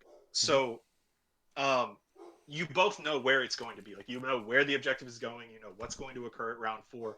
And so the question becomes: are you playing for that, or are you going to play to try and stop your opponent from even getting to that in the first place? So, for instance, something with for instance, at Circle Cities Clash, we played it, and I ended up playing one of the gentlemen from Detroit. I played his Giants on it, and that was my idea. I was just like, well, if I can march across the board and get to him in high tide, because high tide would affect before the objective moved to the center. Because I knew that if the objective moved to the center, I lose. He's going to have 2 consecutive rounds of just straight scoring. I can't pull it off. Even with 1 mega on it, I don't have enough bodies on in my entire army. Mm-hmm. If he was just like, I am a benevolent giant, you may put your entire army on the objective. Even if he did that, I still wouldn't be able to take it away. I just genuinely, I didn't have enough. So I knew, I was like, okay, well, I have to present the decision on him instead of him just letting it like walk towards me and making me make the decision. So I had to say, how are we going to do this? How are we going to fight? So that ended up being how I approached it. Was you have to capitalize on what your army does, and if that is conducive to when the objectives move, you have to play around that, because it's very much, you have to be on the objectives when you deploy, then you move up, you move again, and if it's very, I want to say it's static, because you know exactly what's going to happen when, but at the same time, it's very dynamic with how you interact with the objectives moving and with where your opponent is going. Because then you also, at the same time of while you're planning on how you're going to move 27 eels and a turtle across the board, you have to understand, like, well, what's my opponent trying to do? Is he going to be playing for the late 2 rounds, or is he going to try and come at me? Or What's my opponent trying to do is a very pertinent question when you're trying to get better competitively. Like, what's my opponent's win condition? yeah, what's my opponent's win condition? What are they trying to do? How do I stop them from doing it? Right? Like, once you start, it is good enough to understand your own win strokes and your own win conditions. And you're going to play AOS, you're going to have fun. Once you have that established, the next thing to do is to begin understanding your opponents and like what they're trying to do, and then taking it away from them. Right? Like, it's a very, I wouldn't even say it's a control mentality, like a control player mentality. It's just a winning mentality. Like, some of you know, I mean, I think this is one of the reasons I had 2 entirely different perspectives with like a chunk of the other community when it came to Ossiarch Bone Reapers. Like, what they're trying to do is obvious, and what you have to do to stop them is also obvious. But if you want to play their game, which so many people do, you're going to lose. Yep. Like, that sort of second tier of thought beyond what do I want to do to what are they trying to do and how do I disrupt it. I think kind of also another thing you touched on in here is the dynamicism of the battle plans. Understanding that moving objectives, even just a little bit at a time, they don't have to be randomly all over. Just understanding that if I have a battle plan that says this objective is now 6 inches, 12 inches over, on some round changes the dynamic of the table play so drastically. I think this is something that Games Workshop has become very aware of, kind of like late second edition with some of the battle plans we were starting to see. They seem to kind of get moving objectives or like taking away an objective off the table. Like that, the amount of like layers to the game that adds is, quite frankly, it's fantastic. One of the best things that ever happened to Warhammer at all was adding objectives to the game. I remember when it was all kill points back in like my initial Warhammer Fantasy days, and then in 40k it was all kill points, and that was the only like kind of thing deciding anything. Kill points were like they're just there was no dynamicism. Um, I with these battle plans with the device, I like it for the same reasons you outlined, but I also happen to play armies that do want to meet you in the middle. So like Osiarch Bone Reapers and Soulblight Gravelords, like they love that shit. Like come like you're locked in here with me. Like they love playing that style. So like Right. yeah. Yeah, they love playing that style and so I think it's a great battle plan. But what you had touched on before was hidden info. Yeah, so that's one thing that was a big change from Magic coming over to AOS, and I think it's the reason that I've just like gone so hard into AOS as fast as I have, because Idoneth was my first army. Like when it was about a month after they dropped that I got into it. It was right after what I found out was the Cloud of Midnight nerf. When I was in Memphis, there was the GW distribution center down there. When they still had an open play store there, which closed for office space because that was a good idea, but whatever. Um, I'm never getting sponsored by GW. My God. Anyway, so you or when, me, yeah, that's fine. yeah, right. I'll leave it to the better in our hobbies like Right. like re-rolling ones and stuff. There's They're better ambassadors. yeah, better ambassadors for the brand. I'd have to be too nice about a lot of things, and I'd rather just not. Honestly, GW, I love you guys, but like, don't sponsor me, please. I like what I'll I take do. GW sunglasses. Yo, there we go. Yeah, There we and go. I'll wait for my Warhammer like hero award, with bated breath. But I don't need product. So here's the thing. Now, yes, of course, there's still obviously this is a dice game, and the whole I don't like the excuse of, oh, I lost to priority roll, or oh, I lost because I rolled a 6 to my battle shock and X amount of clan rats ran away. That excuse, the sooner, and this is kind of like one of my other hot takes, the sooner that you break yourself of using that excuse of, oh, I lost a priority, the better, like the sooner that you're going to start seeing some massive steps in like how much better you play the game, if that is your goal. Like if your goal is to play it Yeah. like at a high level. Yeah, yeah. I mean, to that, I actually have like a relevant story to that. I started the Mephisto priority challenge at uh Nashcon, uh the when I went, was that Right? 2019? 19. Having a conversation with Bryce and Ty from Playin' and Slayin' podcast. I basically went on a sort of like a rant about how people blaming priority roll for why they lost is directly getting in their way of getting better at the game, 100%. because you should always be asking yourself, what did I do to where a priority lost me this game? What did I do to where I was in a position that the battle shock lost me this game? Right? Like, what did I? And sometimes, okay, sincerely, you've looked at it from all angles. You've checked your implicit and explicit biases, and you go, no, literally, I made every correct decision. I consulted with my opponent, and we're like, yeah, you did everything right. And it did come down to the priority roll. Like, if I won it, I was winning. If he won it, he was winning. Like, honestly, hold your head up high. You played a fucking great game. Like we all take L's from time to time, Right. especially in a dice game. But you don't want that to be your go-to. It's going to be this barrier that stops you from learning crucial lessons. Yeah. So that is So you're much more the challenge was for 1 year. I challenged people to not when they're doing their battle reports or their recapping. don't say it. Don't mention the priority roll. Like, don't mention it as a reason for winning or losing. And Bryce he took the challenge, and like a bunch of people like got on board with the challenge. And as far as I know, a bunch of them went a whole year without, when they were recapping their games, saying the priority roll was why they lost. And so mission accomplished. We hung the banner and everything. We got them. Sorry. Yeah. Perfect.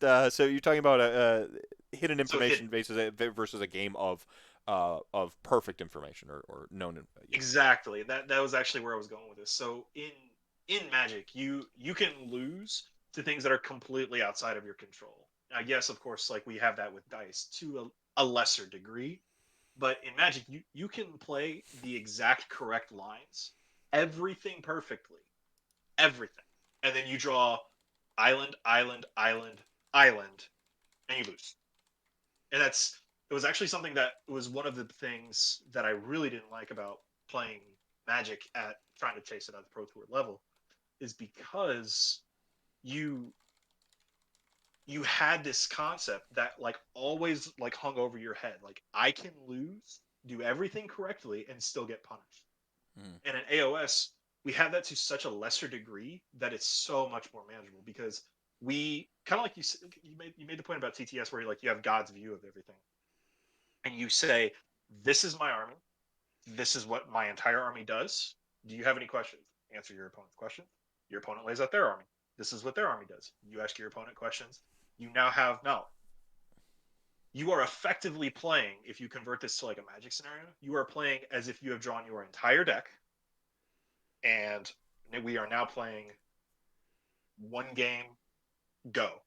Best person wins. Mhm. And I think that that is so much more fulfilling because it's so much better for you, for me, as like with the way that my mind works, like with being very analytical, because that's what I have to do for my day job is I'm an analyst. Mhm. So with being analytical and with trying to see a board state for what it is, for the resources that I have, when I turn everything, instead of saying these are three more star guard, instead of saying that, I say this is 195 points with three biovoltaic blasts. What am I going to get for 195 points with three biovoltaic blasts? And then I try and like reason it out with what my opponent has, and I'm always trying to make that trade up.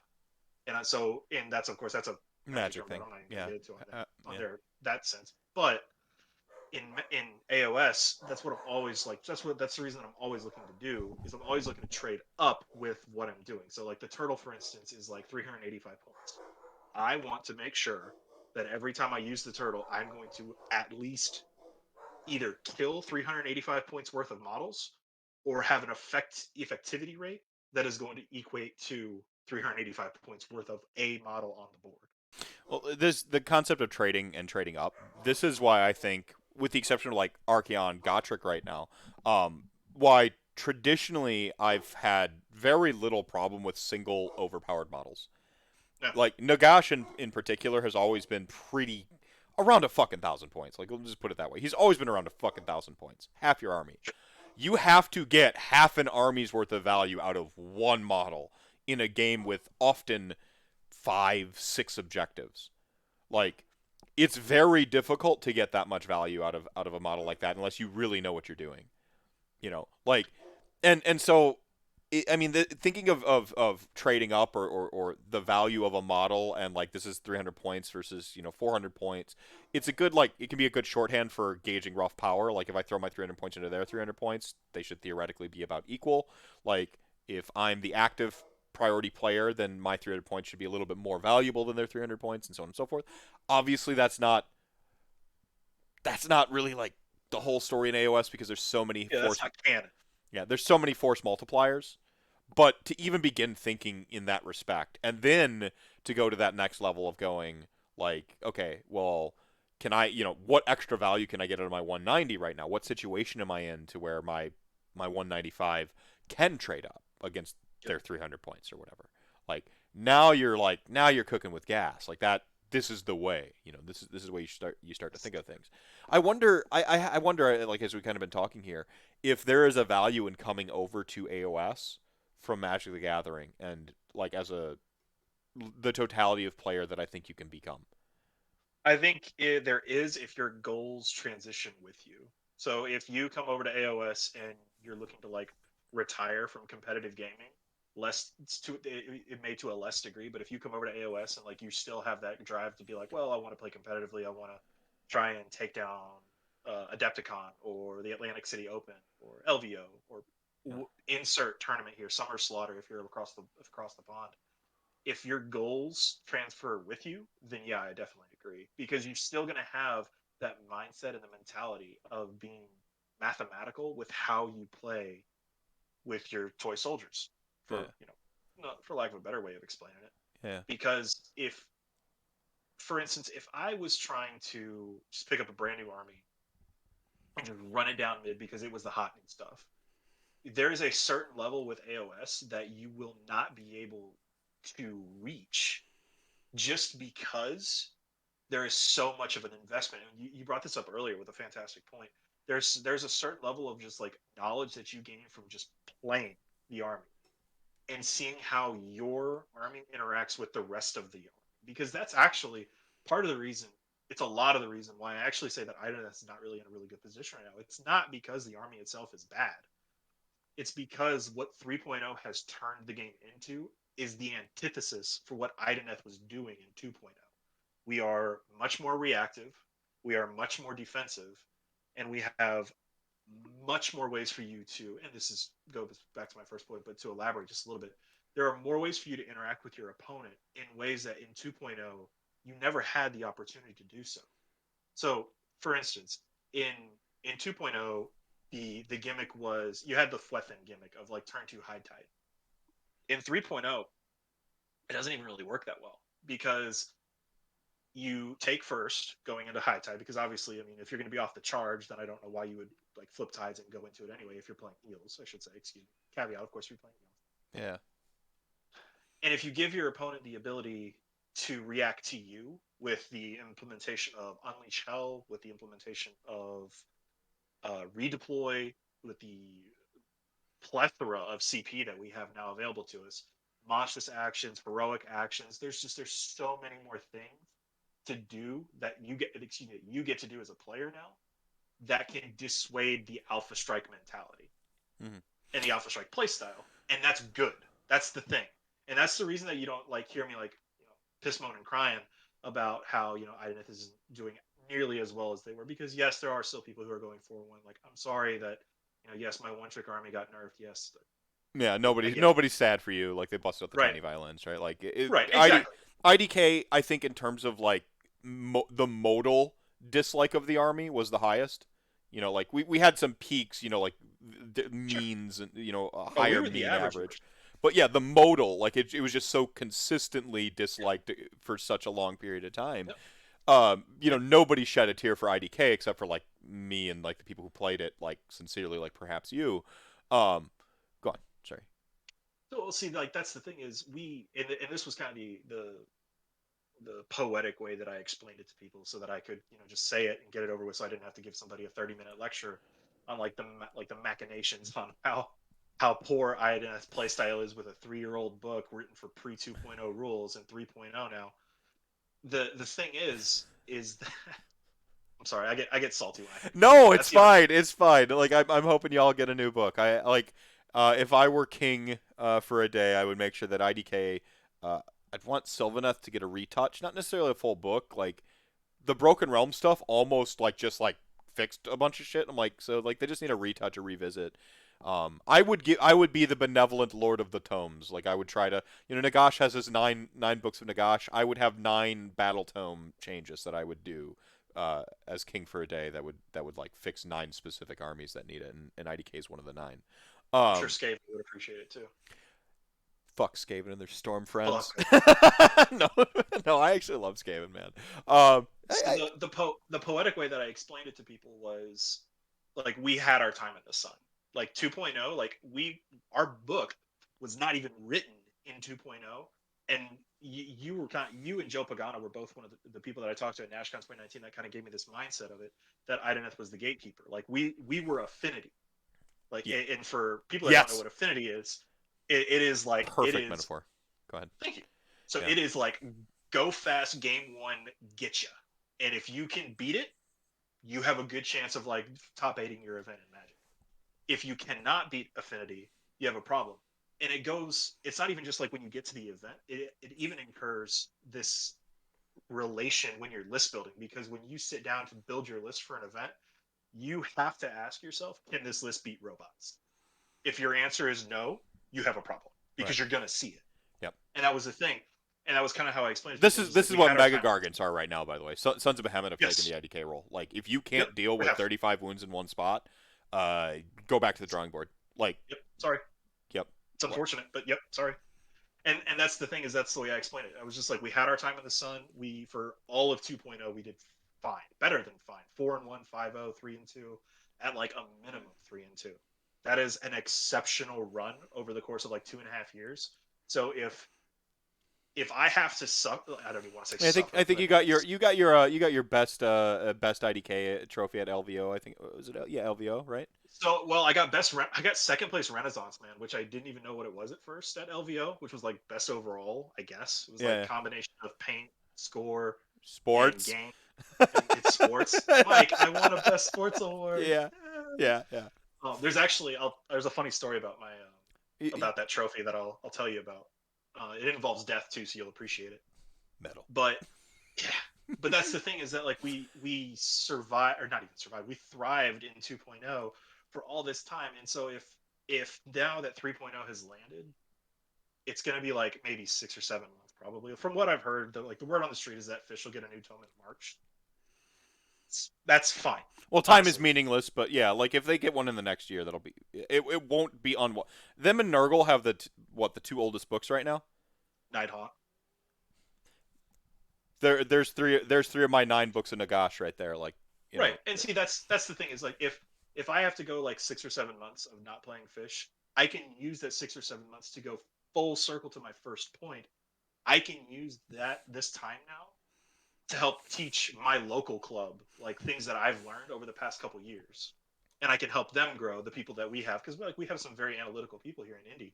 Yeah. And I can now use what I've learned to try and like coach them along. Well, I And think that's your club is very up and coming in the Midwest scene. Like, Nick True is one of the more holistically improved players like in he just existence. won his best he just won best chaos just recently. Hell yeah! Like and this is I mean he's on the spectrum. He's had like sort of social like he's had his own like social like sort of cavalcade of things that he's had to sort of like figure out and grind through. And I did an episode with him on sort of hidden disorders and AOS and I mean honestly it's fucking inspiring. Doctor True is I think one of the best people in our community.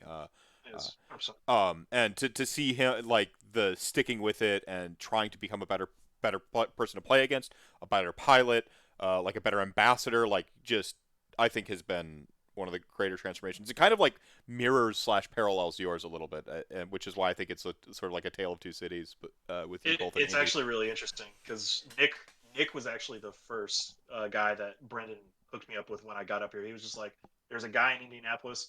Add him on Facebook. Y'all start talking. Thank me later." And I don't want to like inflate his ego too much, but he's actually really adopted kind of like this role of like an older brother too. That's amazing. And Nick has been just an outstanding influence here. Yeah, amazing. And it's and Yeah, coming between like him from and my Mike, they're just like pulling the scene up. Yep. So, go on. It's great because excuse me, knowing that Nick does not have the same mindset like competitively as I do, and then seeing him take down like best chaos and seeing him just like improve in strides. Like my favorite thing, this warmed my fishy heart so much when we were at Circle City Clash. He played an Ideneth pilot, and the gentleman did his best. He did it just as well as he could. Nick just ran away with it, and he comes up to me after the game. He's like, "Hey man, thank you so much for playing so hard against me on all the Saturday events because that just taught me so much. I really appreciate it." And I was like, "Hey, no problem, man." And so he starts talking about it. He's like, "All the times that I would see what you do, he just wasn't doing it, and so I knew how to play around it." And I was like, "Oh, great, dude. That's what I'm here for." I love that everyone's got a Nick impression. It's Oh yeah. imitation is the sincerest form of flattery, right? Like, hey man, fuck it, yeah, like playing fish, so cool. Here you go. Here's Aether Gold. Oh man, yeah. So you're talking about like the sort of poetry of IDK. Hopefully they get a new tome. I mean, I'm not gonna get anyone's I'm not hopes. upset. Honestly, I not. Like it's good. To be fair, I feel this way about Ossiarch Bone Reapers. Like for many Ossiarch Bone Reapers, and next week I'll have Alice who did She did an article on Goonhammer about Ossiarch Bone Reapers. She's going to be coming on next week, and we're going to talk about that as part of Spooky September. So we'll start talking about spooky soul-stealing elves tonight. We'll talk about some spooky skeletons next week. I don't know how I'm gonna make Party at the All Point scary, but I guess Tomb King Tristan is like kind of scary attractive. So there's that. Like, no, it's Ossiarch Bone Reapers, they did get a battle tome, like going like kind of in the edition, and it feels like they were a sacrificial lamb for making command abilities better for everybody. Like because like they essentially took it wasn't just like the volume of command abilities that were able to be spent, but like the whole notion of like how Ossiarch Bone Reapers played sort of interactively with their command abilities. It's spooky how nice we are. It's spooky how Canadian you are, eh? Yeah. Eh? That's something important, Dick. Yeah. Yeah. But like the interactivity of RDP, which is something that I don't think people usually, if you're not playing to learn, if you're not playing for the part of the hashtag get goodening, you might not like notice an army's nuances. You won't notice it with IDK. You just think that they line up and get the alpha, right? Like, it's just this happens for the boogeymen armies or the Baba Yagas out there, as you called it. I like that a little bit better. Like it just happens. Like people just turn off their brain. The thing's OP. I can't beat it. And you can really all the stuff the Ossiarch Bone Reapers players were saying last edition, like with everything distilled away, we were correct about everything the whole time. It was just like, and by we I mean me specific. I was right. I was right, everybody. You and all the voices. But yeah, but what happened with RDP and what command abilities look like right now in 3.0, where they come from, how they're projected, how they're spent, like how you get like extra from your extra generals now, having extra jennies. Whereas before, like if for every one of our heroes we got like it's just a facelift of Ossiarch Bone Reapers RDP, and the whole fucking game is better for it. So I'm not too salty that my unique snowflake thing had to like sort of be sacrificed for the holistic betterment of the entire game. I can't be upset because all of AOS got way better for it. And Agree.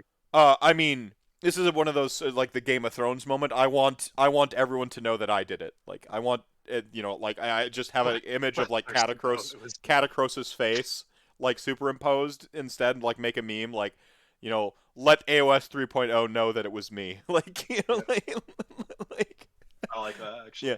And that's all I ask is just as long as 3.0 knows that it was Catacross, it was the Bone Daddy himself that through his benevolence and Nagash's great prescience, everyone enjoys this now. It would be nice if we get a wave 2, which is like I've heard the faintest of whispers of, right?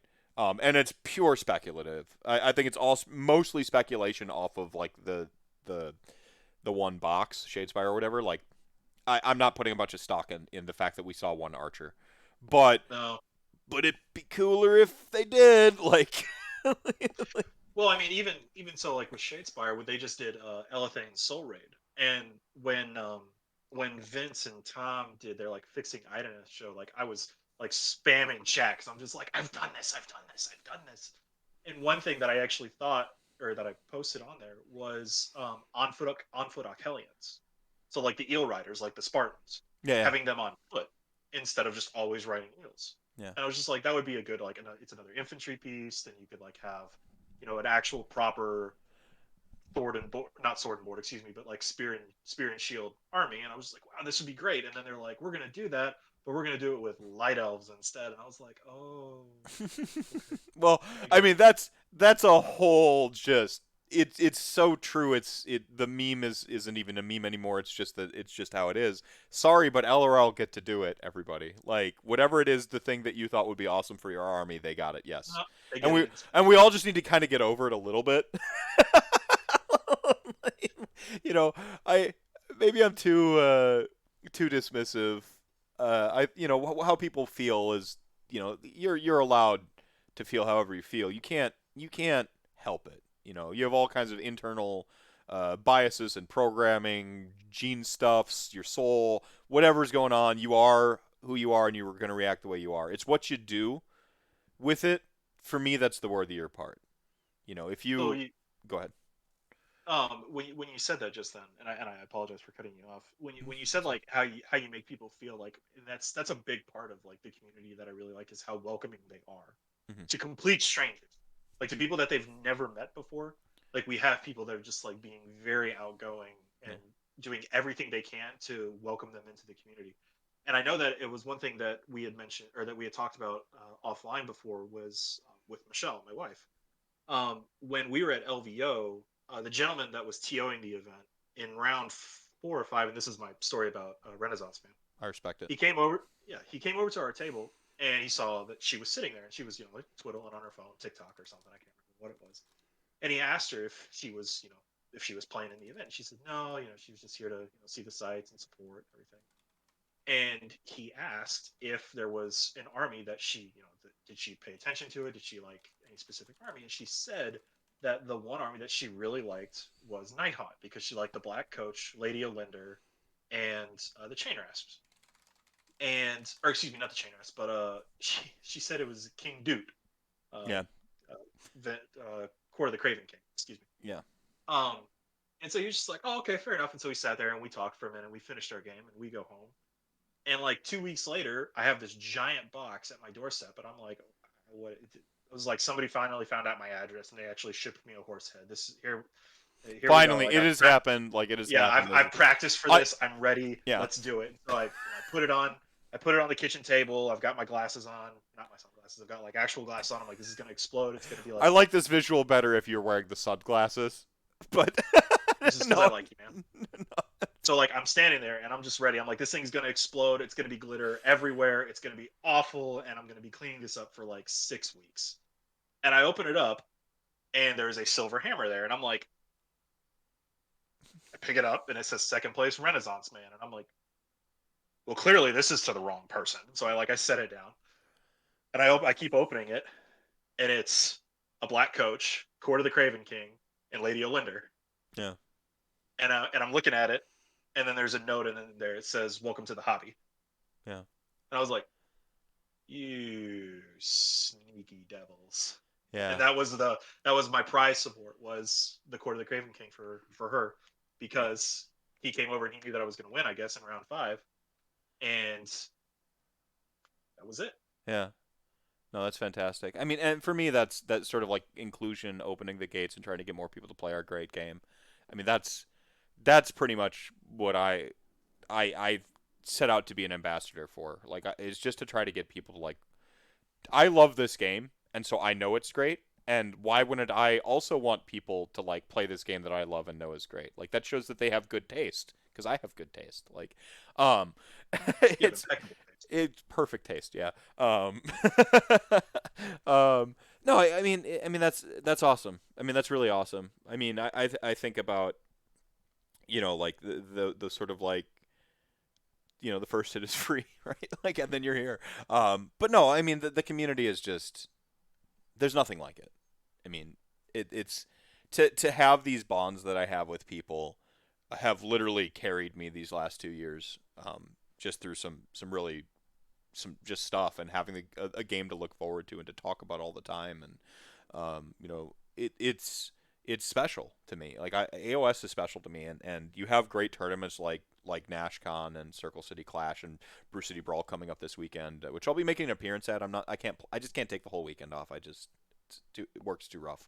But I'll be making an appearance on Saturday. Help Brendan sell some raffle tickets, see some friends, but maybe buy a couple people a couple beers, just hang out and distract them from their games. Proper sportsmanship stuff. No. Yeah. These tournaments, like the grassroots of it all, the sort of like personal connections, sort of direct interfacing, like that for me is kind of what makes Age of Sigmar special. I made For how embarrassingly long I played Magic the Gathering, I made a mere like fraction of friends, and I think a lot of that is I was in a different mind like mental space back then. It's not just a treatise on MTG and the MTG community. I was in a different headspace then too. That we got to be acknowledge all factors there. Um, but the amount of friends I made in AOS in just 1 year, the first year I did tournaments, the number of people I knew coming out of it, like, and that I genuinely feel a connection to and talk to frequently, DMs, whatever, look forward to every year getting back out to. I'll be back to tournaments next year, and everyone can see my smiling, unkempt face. But, no, see, that's kempt. It's a good beard. This like fucking the squirrel fuzz I've got going on here. The patching. Somebody even made the comment earlier that we're like, oh, well, you're so nice, you're too nice, or whatever it was. I don't remember who in chat said it. I don't actually have chat open. Just looking at Discord here, but that's true to a point. But my first interaction to get into the Midwest with Brendan was getting completely destroyed at ATC. Um, to Yeah. to the degree, and I kid you not, I've sent him this. I printed off his tweet when I was at my last job, and I hung it in my cubicle as motivation for whenever I was slacking. Because I'm like, I ain't gonna get my ass kicked like that again. Get back to work.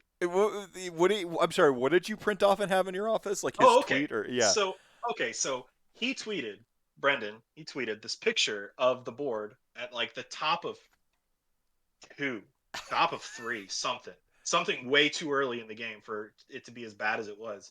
And I had like nothing. I had like two squads of Namarti and a Tidecaster against pre-nerf Gristlegore. And the issue was, and I learned this very quickly, and I used it in the next game actually, as a matter of fact, because I went up to Brandon and I told him that thank you for teaching me this. I immediately utilized it. Um, yeah, I put like 18 eels off the board against Flesh Eater Courts that was running Ghoul Patrol. Oh my God! It was the you were the meme. It was There's a meme Yeah, of this in 40K where like the guy's yeah, bikes are all off the table and yeah, Brendan did that to you. That was yeah. you. That's right. That was me. That I was me. referenced that like last week or the week before, and I couldn't remember who he did it to. Yeah, That that was was me. you. That was me. Yeah, it was. And the worst part was I was still too new and stupid to realize how bad this was going. But now looking back on it, there was a gentleman, I don't remember his name, but he was playing Shootcast at ATC. And I remember he looked at me, he was like, I'm so sorry. And I was like, oh no, I'm good, I'm good. Because Brendan goes, Ghoul, 1 inch, Ghoul, 1 inch, Ghoul, 1 inch, Ghoul, 1 inch, Ghoul, 1 inch. Does his whole squad, and he goes, 9 inches, 8 inches, Ghoul, 1 inch, Ghoul, 1 inch. And so then he's just like, all right, your turn. I was like, great. Where can I bring my eels at? And he goes, over there. Like, oh, but that's not anywhere close. He goes, I know. Like, okay, well, I guess I'll bring my eels in over here. He's like, cool. Here comes my terror geist. And I was like, okay, I Yeah. guess I lose. Amazing. Amazing. Well, I mean, so I guess there's like a lesson in sort of like attrition and the sort of like keeping with it too. That you can have some negative experiences too. Like Nick's is, he's had some games. Like his stories with some first games with some people they're not good story. They're not like nice stories. They're bad interactions. But like the sticking with it and the forgiveness, the capacity for that, I think, you have to have like humility.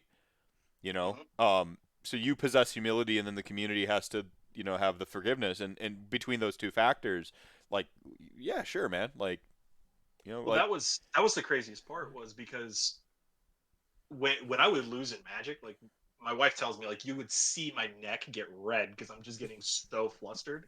yeah. And I remember when I lost to Brendan, I didn't get mad. And he asked me, he was just like, so he was like trying to like console the murdered deer. And he was like, so what's how's the rest of your team doing, buddy? And I looked down and I see like I don't even know what our chaos player was playing, but I know that we had somebody playing Nagash and he was like into a mirror matcher with like 120 stabas or something. I don't remember what it was, but it was bad. Yeah, And I told him, I was just like, oh, I was blah blah blah blah. And then I kind of came to the conclusion, and this is what I told him, and he actually mentioned this on the podcast recap that they did for ATC. what I told him, I was just like, I'm actually not mad. And he says, really? And I said, yeah, you just strictly knew more about this game than I did. Yeah, yeah, Like you knew more about how to play this than I did, and I was just completely outplayed. yeah. He goes, oh, okay. And we talked about it for a minute. So like I remember I actually got like a notebook and I'm like, please keep talking. And so like I just started taking notes, and that was when Brendan and I actually kind of met each other. Yeah, That yeah, was my introduction to the Midwest, I should say. yeah. And he found out you'd played Magic the Gathering, and he had you reach out to me too, so Yep. to help. Yeah, no, I remember that. No, I don't know. Like, I guess there's just like this sort of like, not to be too hopeful, but honestly, I'm feeling more hopeful today. I want to put some hope out there in the world for everybody. I mean, attrition can be a good thing if you're looking to learn and you know sort of like be humbled by whatever it is going on, and just like I don't know, there's something good in that too. My first tournament was like trying to figure out if everyone that I was playing against was really that nice, Right.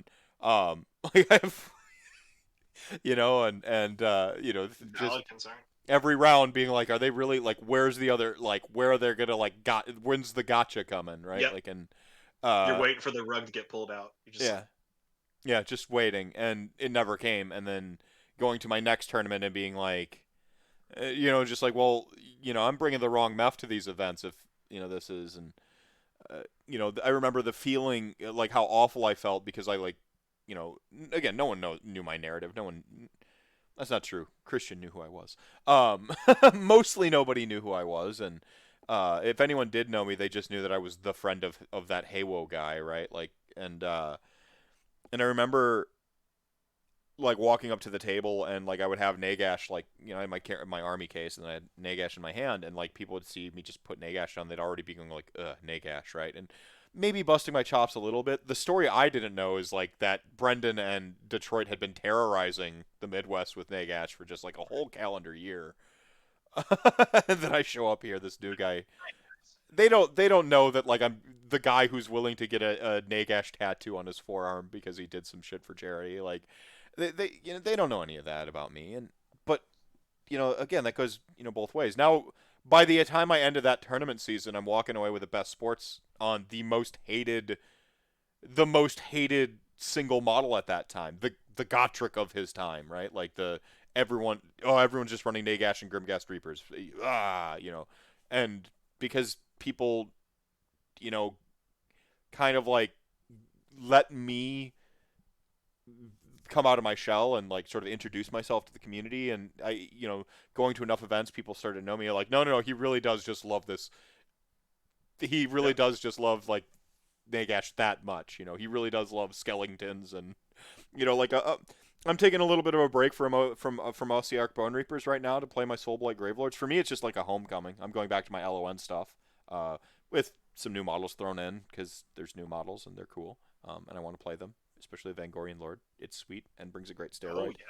yeah. Um, but like, yeah. So like, and I don't know. Like, I think with you sticking with IDK, I think you're going to start to see some real dividends, with that, because it's one thing to like, again, like that sort of identity gets kind of lost in the shuffle when you're on the big thing. And again, this isn't like, hey, don't play the popular thing, or hey, don't play the fill thing. I am the first person to tell everybody, if you want to do it, and if you need a net, let's go ahead. Like, I don't. I'm trying to fight those stigmas as hard as I can in Age of Sigmar, because when you do that, you don't see people, and that's the opposite of what I think is right. Like, you don't see the person anymore. What is this? Did you buy a bunch more LRL? Disgusting. Those are all sentinels. Um, Disgusting. 70. Oh man, great. It's great. I'm trying to like be like, man, this is cool. Playing eel still. Oh Like, yeah, you're just like, yeah, you've really stuck with it. And I look over and I'm like, one, two, three, 7 boxes of Wardens, seven yeah, boxes of never mind. I take it Sentinel, all back. You're a filthmonger, and I hate you. No. Um. 8 foxes, and I'm just like, huh, Yeah. Yeah. whoops. Yeah. Do you have a what is it, the three foxes or whatever? Do you have three Four foxes? foxes, yeah. Four foxes. You got four foxes ready to go. Cool. Yeah. I hope so. Yeah. Everyone's getting They're mad. assembled they're assembled in on my other desk actually. Perfect. Yeah, Perfect. oh, yeah. Yeah, I'm not even mad. I love it. People should do that. Like honestly, if something's like a problem, fucking play it. Like it's another thing against comp would be like if people aren't playing that, how does the company holistically understand what problems are Mhm. if you comp it? Like also, So here's it's really fucking fun and hilarious when things are like kind of OP. Like I giggle a little bit personally, but yeah. um So let me ask you a question. I want to bounce one off of you because we talked about at the start of the show about how with Archaeon how you have to like help him out a little bit to make him into the boogeyman Baba Yaga that he is. right. If you were going to nerf Archaeon, would you nerf Archaeon or would you nerf Disciples of Zinch? I like what they I did. actually think I know how you fix it. Well, I don't think you can benefit from Destiny dice. I don't care. It's a cool interaction. Like I've got the problem is I got several different takes that Mhm. aren't about what you just asked. They don't. I think Destiny dice are a problem. Okay. Period. Bookend. End of story. Like Okay. I don't think Destiny dice should be Zinch's mechanic. Now I am not a Zinch player. Like I defer to the wisdom of like Zinch players and how much they love their mechanic. I think it should be rerolls. I know we got rid of rerolls systematically, but they should have like a set of they should keep some random trade off. I heard some other take like they can't refill them. Like there are like Destiny dice as they exist are a problem. Period. Just like Okay. that I is a agree. take separate. I That agree. is separate from the Archaeon question. What happens with Destiny dice is when Zeech is good, they get really good because Destiny dice. And when Zeech is bad, you don't see how much of a problem Destiny dice are. Like so they're this thing that will take an army that's really good or like good and then just push them into like just it makes it virtually impossible to balance the army correctly. So Destiny Dice, as stands out of package, I just don't think should exist. This issue, by addressing Destiny Dice, would yes help uh the Archeon problem. He can't like auto slay stuff now, right? Like Right. He that can't auto slay. He can't auto complete the agendas. yeah. Yeah, like you just you remove that from his toolbox. Now I don't mind you re-rolling for it and like trying to get hot twice. That's fun. That's like Casino Wall. Like that's fun. Like ooh, like your opponent's like sweating. Like please don't roll the doubles. Okay, I'm gonna use two Destiny dice and like he grabs up the two dice and he starts re-rolling them and you're just like no not again. That's fun. That I like that. Just being like gotcha, fuck that. And the fact that they can just replenish them constantly, that's it's got to be either or. You can either replenish them and they're random rerolls, or you can't replenish them. They're static. Yeah, so it's got to be something. Um, I still like the idea of them playing with fate and like fate spinning and stuff like that, like in some way. But it can't be as it sits out of the package, out of the tin. So Yeah. that's again separate question. Uh, More directly to your question, I think they kind of largely, by and large, did fix Archeon. They With addressed him Eye of Ed directly. Sheeran. They with the Eye of Ed Sheeran. Sorry, I think I called it Beaver Power before. With the Eye of Ed Sheeran, they very directly identified his sort of like staying power being a problem, and just it's cool to have like a best day ever steroid and yay like, and then just once per that's fine. Um, like it's again now we're gaming for it. I know that you've got this resource you're going to use. I'm going to try to like figure out when you is best for you to use a resource. I'm going to try to get you to burn it early, right? Or I'm going to try to navigate into a position to where if you do burn it, it doesn't mean anything to me, right? Like that's fine. That Correct me if I'm wrong, but you can only use it in your hero phase, right? It's not even like any hero phase. I think it's only like the owner's hero phase. might be. I don't remember the specific wording. I know I once per turn, and I'm like fixed. I don't need to read the rest of this. Like, Right. um, it's an impactful. It's technically a more impactful buff than before. So like it is a little bit of column A and column B, you Yeah. know, but the Once static. per game abilities usually are. Yeah, it's fine. It can be powerful. Like I don't Yeah. care. Like you're allowed to be great. I will always say that. But so like I think they specifically identified the correct thing with Archeon. The problem if they had nerfed Archeon in other ways is like it should be fun to just take him in a corner Nurgle because you're the Archeon guy and you love Archeon. It should just be fine to do that. Like it. Yeah, I know there's one really good corn build for Archeon right now, but that's not the problem build. it's a great build. You're allowed to be Right. great. Um, and then so like Archaeon, I think they had addressed them exactly as you can always address numbers. You can always tap points up or down a little bit. I don't think he really needs to go up much. He's pretty fucking expensive, and you get what you pay for. It feels right. Just like with Nagash, like you're allowed to be absurd. Just cost an absurd amount. Like it's fine. I don't care. Um, then they address Zinch in its own separate problematic ways, which is like making horrors just more of a feels good on the table. I think is going to have opponents of Zinch less exacerbated or not exacerbated, exasperated. Sorry, two different words. People are going to be less flustered playing against Zinch, and so they're going to play to their potential a little bit better and maybe see some of these other flaws that exist in Zinch a little bit more. So it's going to expose Zinch a little bit. It was a healthy change. It didn't up and just fucking shelf everybody's horrors because you shouldn't have done that. That those changes are garbage every time they do it, and every person out there who screams for an army to be nerfed into the ground because it was powerful, you are bad and you should feel bad. That's a terrible take. These people paid money for their models too. They get to play with their fucking toys. It's a toy. Well, it's sorry. Again, they hit Archeon in the smart way. They hit Zinch in the way they kind of should have. Um, but as long as Destiny Dice exist as they do, there will always be problems tuning Zinch. And so I Mhm. wish that they would just go back to the basics and reimagine Destiny Dice. I've given two examples now of how I would change them. I'm sure Zinch players have like 1,000 ways they could change them, and I know that there's much smarter people out there than me who could design something way better. Yep. But as out the tin, these Destiny Dice are busted. Did that answer your? Was that satisfactory? Did Yeah, that? by and large, yeah, Okay. it definitely did. Yeah. Yeah. I like Castellet. Um, it's hard to get those Blood Knights right now.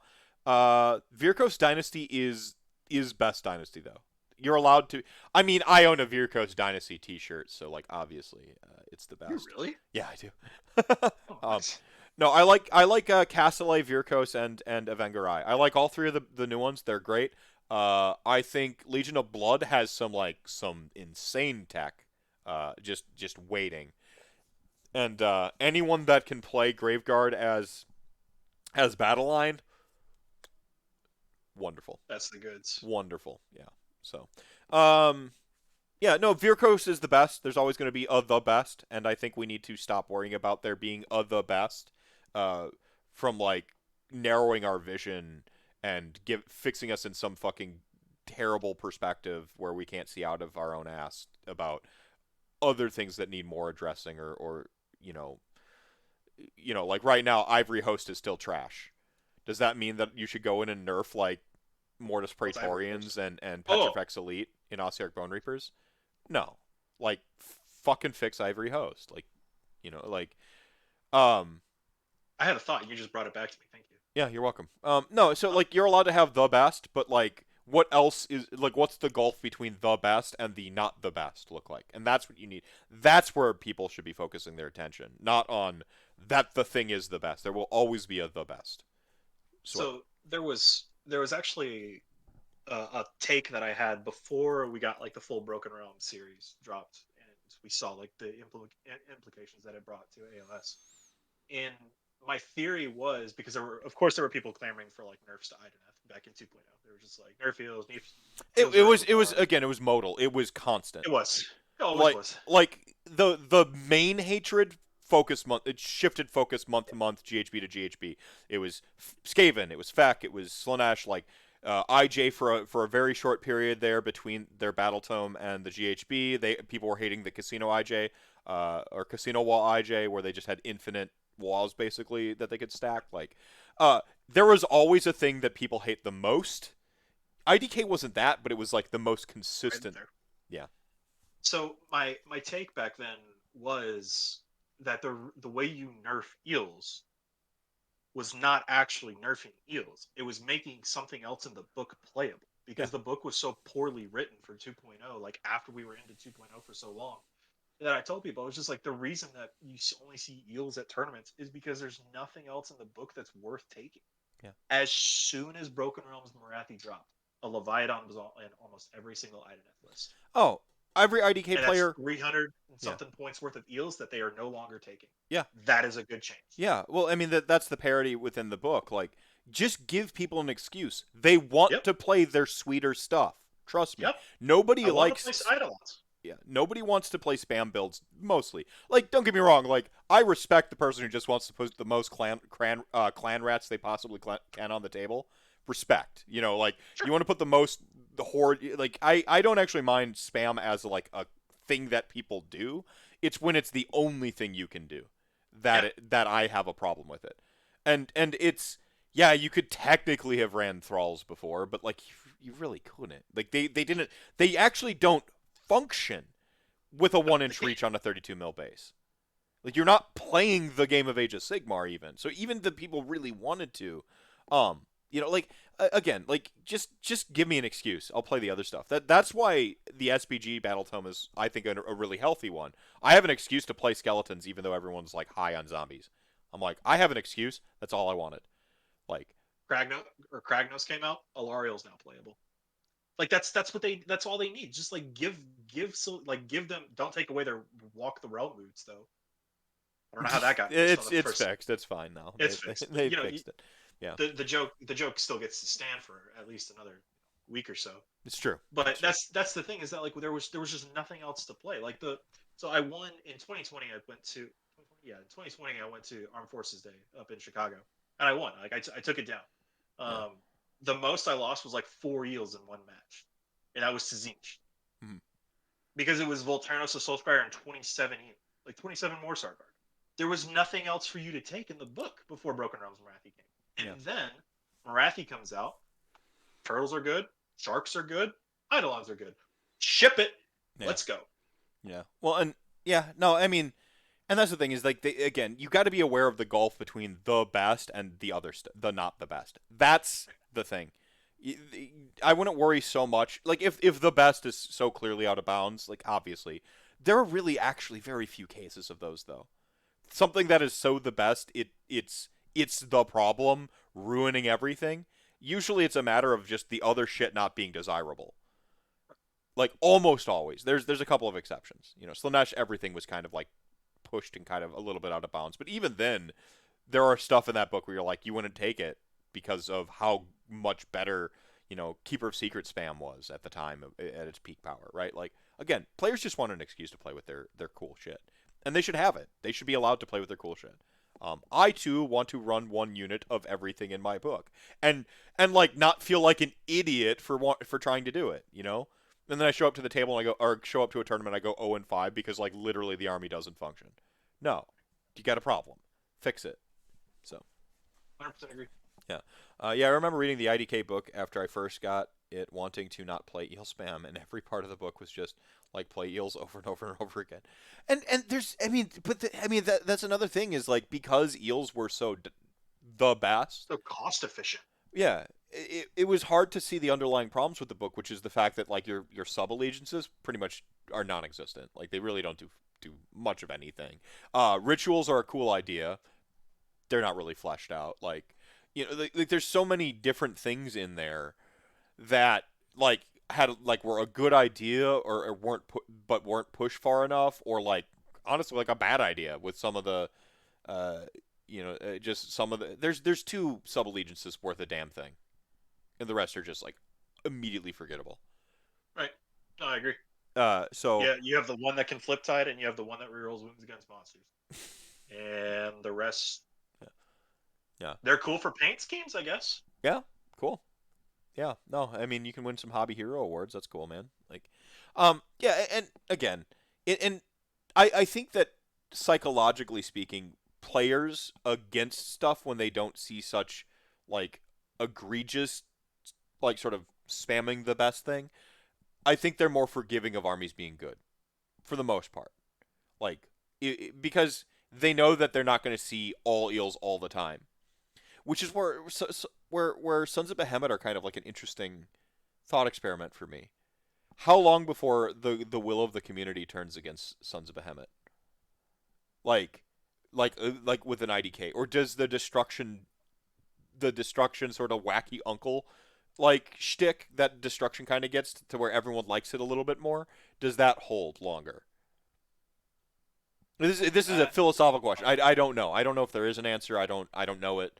I'm just curious. Like, does the community continue to be like, oh, goofy uncle, sons of Behemoth, ha ha ha, or do they start to get upset that they every tournament they go to, the most common list is seasoned to taste a bunch of fatties. Like, I almost wonder if they're just getting away with highway robbery because of Gotrek and Archaeon. Like that's what people are focusing on. Like that's where all the vitriol is like, oh my god, I can't kill the ginger midget, or oh my god, I can't kill the three-headed dragon. And then like Sons of Behemoth are just like, yeah. Well, I mean, and that's part of it too. Like that happened with Daughters of Cain for just like an entire edition. Like people's ire was always somewhere else, so Daughters of Cain was kind of just constantly squeaking. Every now and then they get like a light tap down, but it maintained its like above 60% win rate the whole edition. It which is a didn't. fantastic win rate, by the way. Oh yeah, great, great. Like, If gosh, you're like over 55, you're you know like MTG. Like I love decks that could 55 the field. Like hell yeah, give it. yeah, you top 8 with 55s. Yeah. Um, and you had something sitting at like fucking 60 plus. Birthing pod, Yeah, yeah. Survival Bant when I was first playing it. right? Um, like it just didn't really have like a hard counter. Um, you had the Force of Will for some of the problem combo decks out there. Like, so But you didn't have enough. you didn't need it. Like you were No, I'm saying that like your predators didn't have enough to like they didn't have enough toolboxes to actually deal with you. right, right, That was the issue. It right. was like it was a raw resource issue. Like you could run out like mid level threats until you actually were ready to do survival of the fittest, and then you were just like, oh, you don't have any forcibles, bye. Yep, yep. Uh, Noble Hierarchs were fucking cash money too in that deck at the time. And they got one upped eventually by a different bird, a color bird. Like they're always better color birds, right? Uh, yeah, I remember reading the IDK. We caught up on that. It's why people hate my Battletome Hearthguard Berserkers so much. I mean, But, and oh, so that's actually a fun discussion. I don't know how long you actually want to go tonight because I can talk about this stuff all night long. I'm good to go Um, for at least another half hour. Well, all right, cool. so Um, earlier you brought up the point of like Nagash being 1,000 points, or Archaeon being 1,000 points, or Gotrek being criminally undercosted and moving 4 inches. So this is actually something for everybody that's listening. Um, it's something that I had to really work on myself for a long time, and maybe just like kind of voicing it, maybe it'll kind of like in yeah, your talk head. your way through the problem, right? Yeah. If you cannot deal with the threat piece, you need to find a way to remove either A, the threat piece's potency, or B, what the threat piece is surrounded by. Hmm. So if you know for a surefire fact that you cannot kill Archaeon, Mm-hmm. then you need to understand that attempting to do so is a waste of resources, a waste of your time, and will probably lead to you losing the game. Mm-hmm. Yes, the counterpoint exists. Oh, well, he can, if you time him in combat, he can retreat out. Yes, but he can't retreat and run anymore, and he has a plate for a base. So if you're smart with how you're placing your units that are like outside, you can make retreating to your Basically impossible. favor because he will actually have to retreat backwards instead of like retreating Yeah, over you. you can set up a Fibonacci sequence where he can't Yep, essentially retreat because he doesn't have the clearance without getting outside of 3 inches of your other units that there. yep, Yeah, exactly. I mean I play Nagash enough to know like the savvy players are well aware of like of how to mitigate one fatty base like monster of But a it's all the other players that's who I'm like more that I'm talking to yeah because it's the people that get frustrated when they see they're like, oh my god, it's Gotrek, or oh my god, it's Archaon, because we have a guy like that that's here in Indy. He gets really frustrated with himself, and we've been trying to help him out slowly but surely, and explaining that kind of stuff of like playing the objectives. Like it's like Battlefield. Like we're not here. This isn't Rust. We're not looking for kill points. mm-hmm. Like play the objectives. Go for the flags. Beat them on the board. Yeah. Because while yes, it's true, Archaon and Gotrek can blenderize anything that they touch. Probably you're gonna see it at a tournament, so you have to have a plan for it. Well, And if your exactly. plan is play around it, you're Yeah. gonna have a better time. Yeah, I mean, and that's I mean, I've had games where like sort of like peak Nagash, like people just ran away from him the whole game. Yeah, Like, don't feel bad about that. Like seriously, Like I'm just like, Well, not for you. You kind of feel no, that I way, feel but compared horrible. to All I wanted to do yeah, was swing the big stick and the sword. all right, of course, No,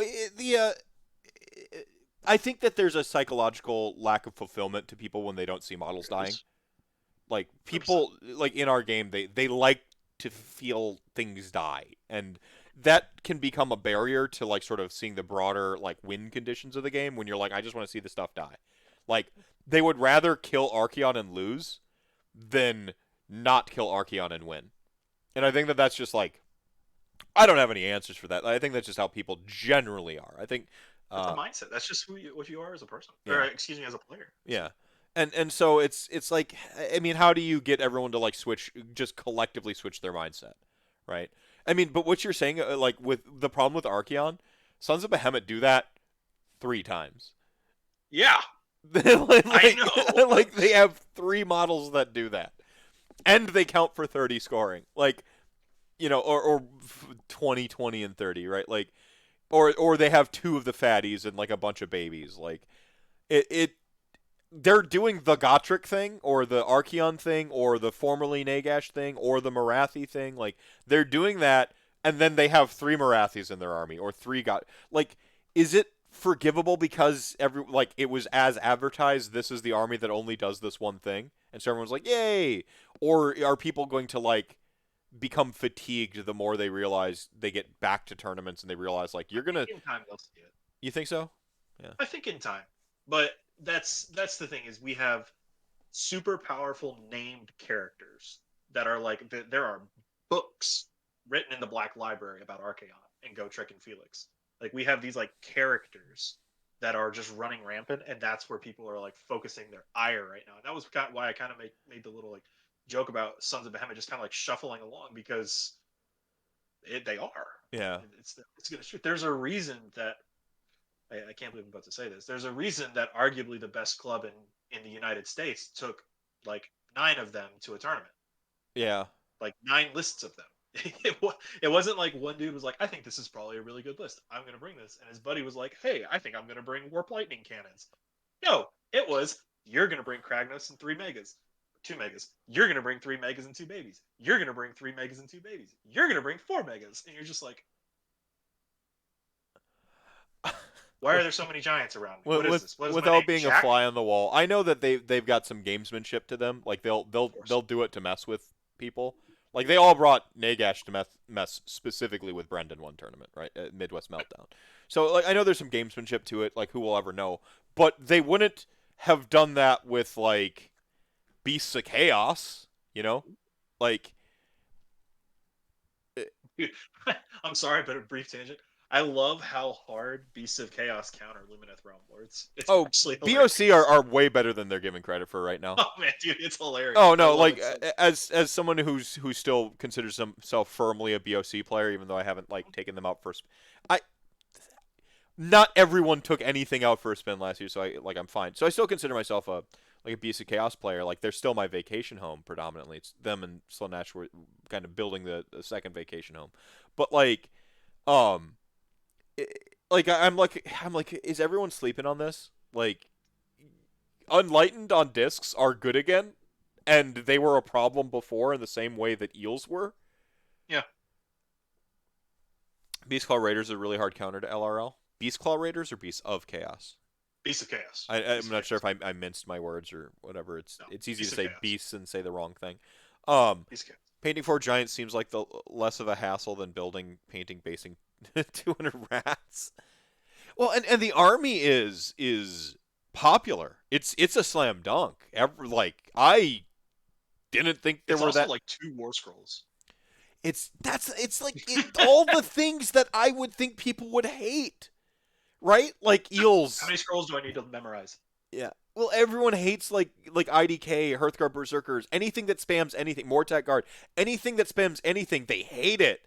But here's a book that's like you're gonna spam 2 things, and everyone's like, Send it. congratulations, ship it. This is the best book ever printed. Like, I'm not. I don't want to come down too hard on Giants here because because some of my best friends play Giants, right? Like, but but there's a curiosity to me because there's a smell test where like I get Giants and I go, this smells exactly like these other things It's, people identify as problems. And then I just kind of if sit it's back and I wait. fishy.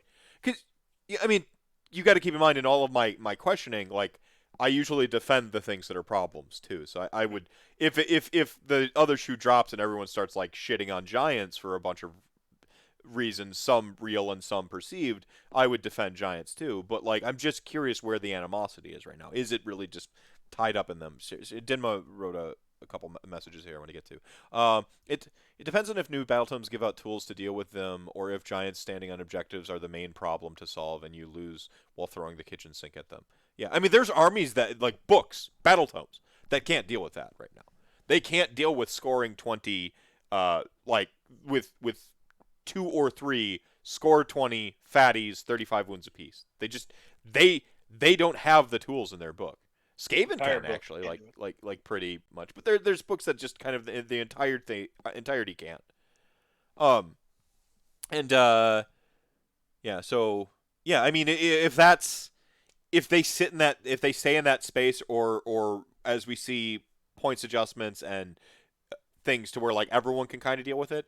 But then where does that leave the Giants player? If everyone can now just deal with like the only way you win games, now you just have a $800 army in 3 models, and you're just like, here I am. I don't know. I don't. I think they're in a precarious situation. This is an army that balances on a blade's edge. The guys that play unoptimized lists that can't kill giants, always standing on the objectives, are the ones that start to hate not competitive players. Yeah, competitive players will always deal with things. Um, they will either build lists that can deal with them or start to play them. Yeah. Well, this is the Vince Venturella take, right? He's not concerned about like the what the competitive players think so much. He's concerned about that fat middle and what those players think. I Yeah, that's mean, what you have to market to. it's what you market to. It keeps your game healthy in terms of revenue by keeping them happy. Yeah, people are gonna be more invested and buy more models and stuff like that. It's also a good thing that people can approach your game and have meaningful games at a mid tier level. You know, I do think a mind toward the competitive in terms of like rules and things like that is important in a game that has a win condition. You got to do that stuff. But if you're the health of the meta, I think of it a lot like pro sports. Like the peak, the best tippy toppest like sports get it like need a good minor league system or draft system.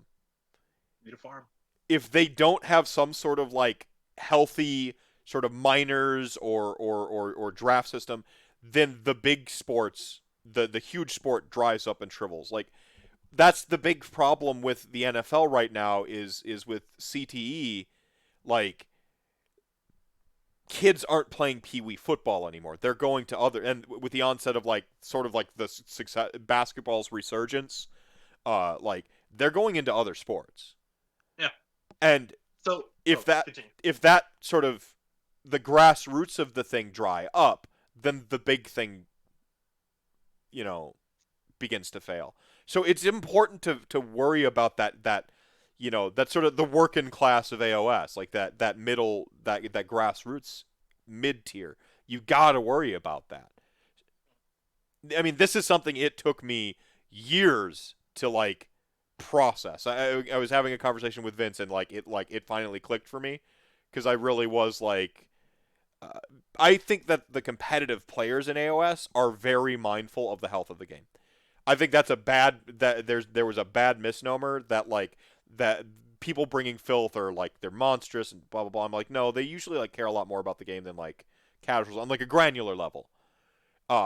Like Six Nations tournament where they just brought the like busted dumbest shit they could think of to show Games Workshop that they had made they'd fucked up.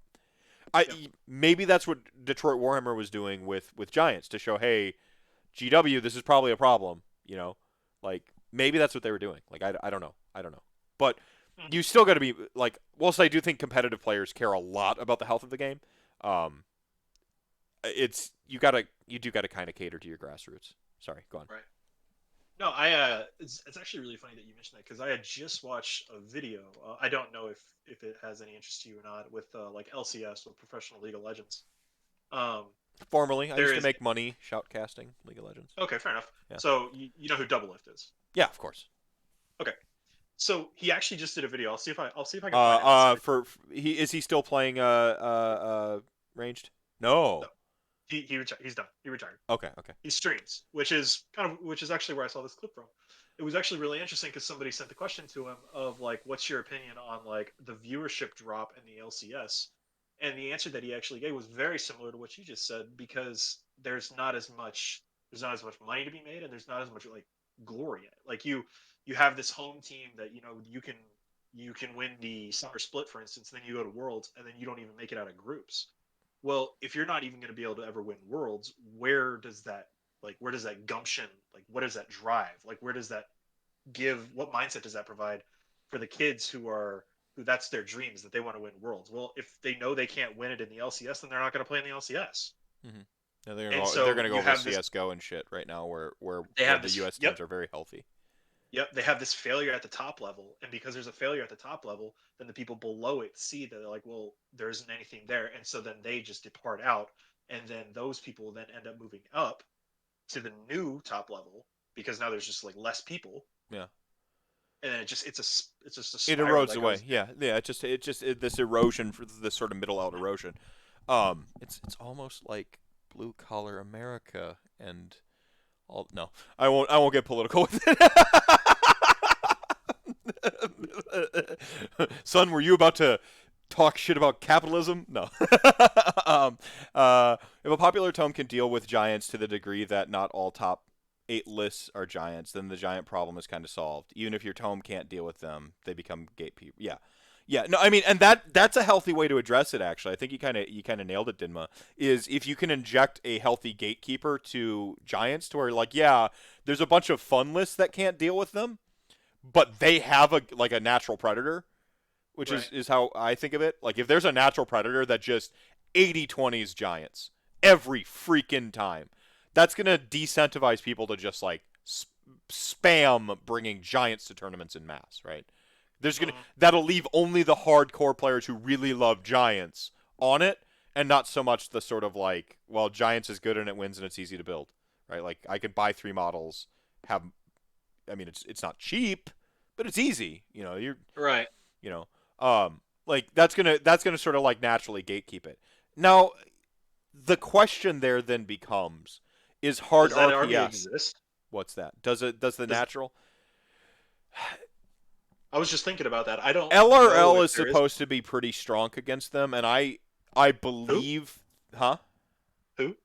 Lumineth Realm Lords, from what I hear, is no, not Sentinel spam's Ooh not good man. against them. So okay, here's the problem that you run into is that they can kick the objectives to you. And you remember that point that I made about the vice on how like you present your opponent with the decision of like I need to react to this. Yeah, They do that to you, but you can't like by and large, it's very difficult for you to put out that many wounds because you can pull one off. Even the 4 Fox list can pull off a mega yeah, yeah. on top of one, but you got more that are coming. Yeah, So yeah. you got to You be gotta mindful. extend it. You gotta extend to do it, and then you Right. might get get the blowback. I mean, to be fair, that's how shooting should be. You gotta extend to do the OP thing, and then you should get clapped back on. If a yeah, so the ginger is pretty good at eating giants. Yeah, Gotrek is pretty good Sure. at smashing giants. Archaeon is sufficient. Can you put him in the Pokeball? What? Can Archaeon put Megas in the Pokeball? No, they have a can't be slain I didn't outright think they rule. could. Yeah, I didn't think they Um, could. uh, but no, I like what you're Skaven Storm Fiends pull off a Mega Gargan a turn, and it doesn't really put their neck out too far because they usually have sufficient chaff and teleports.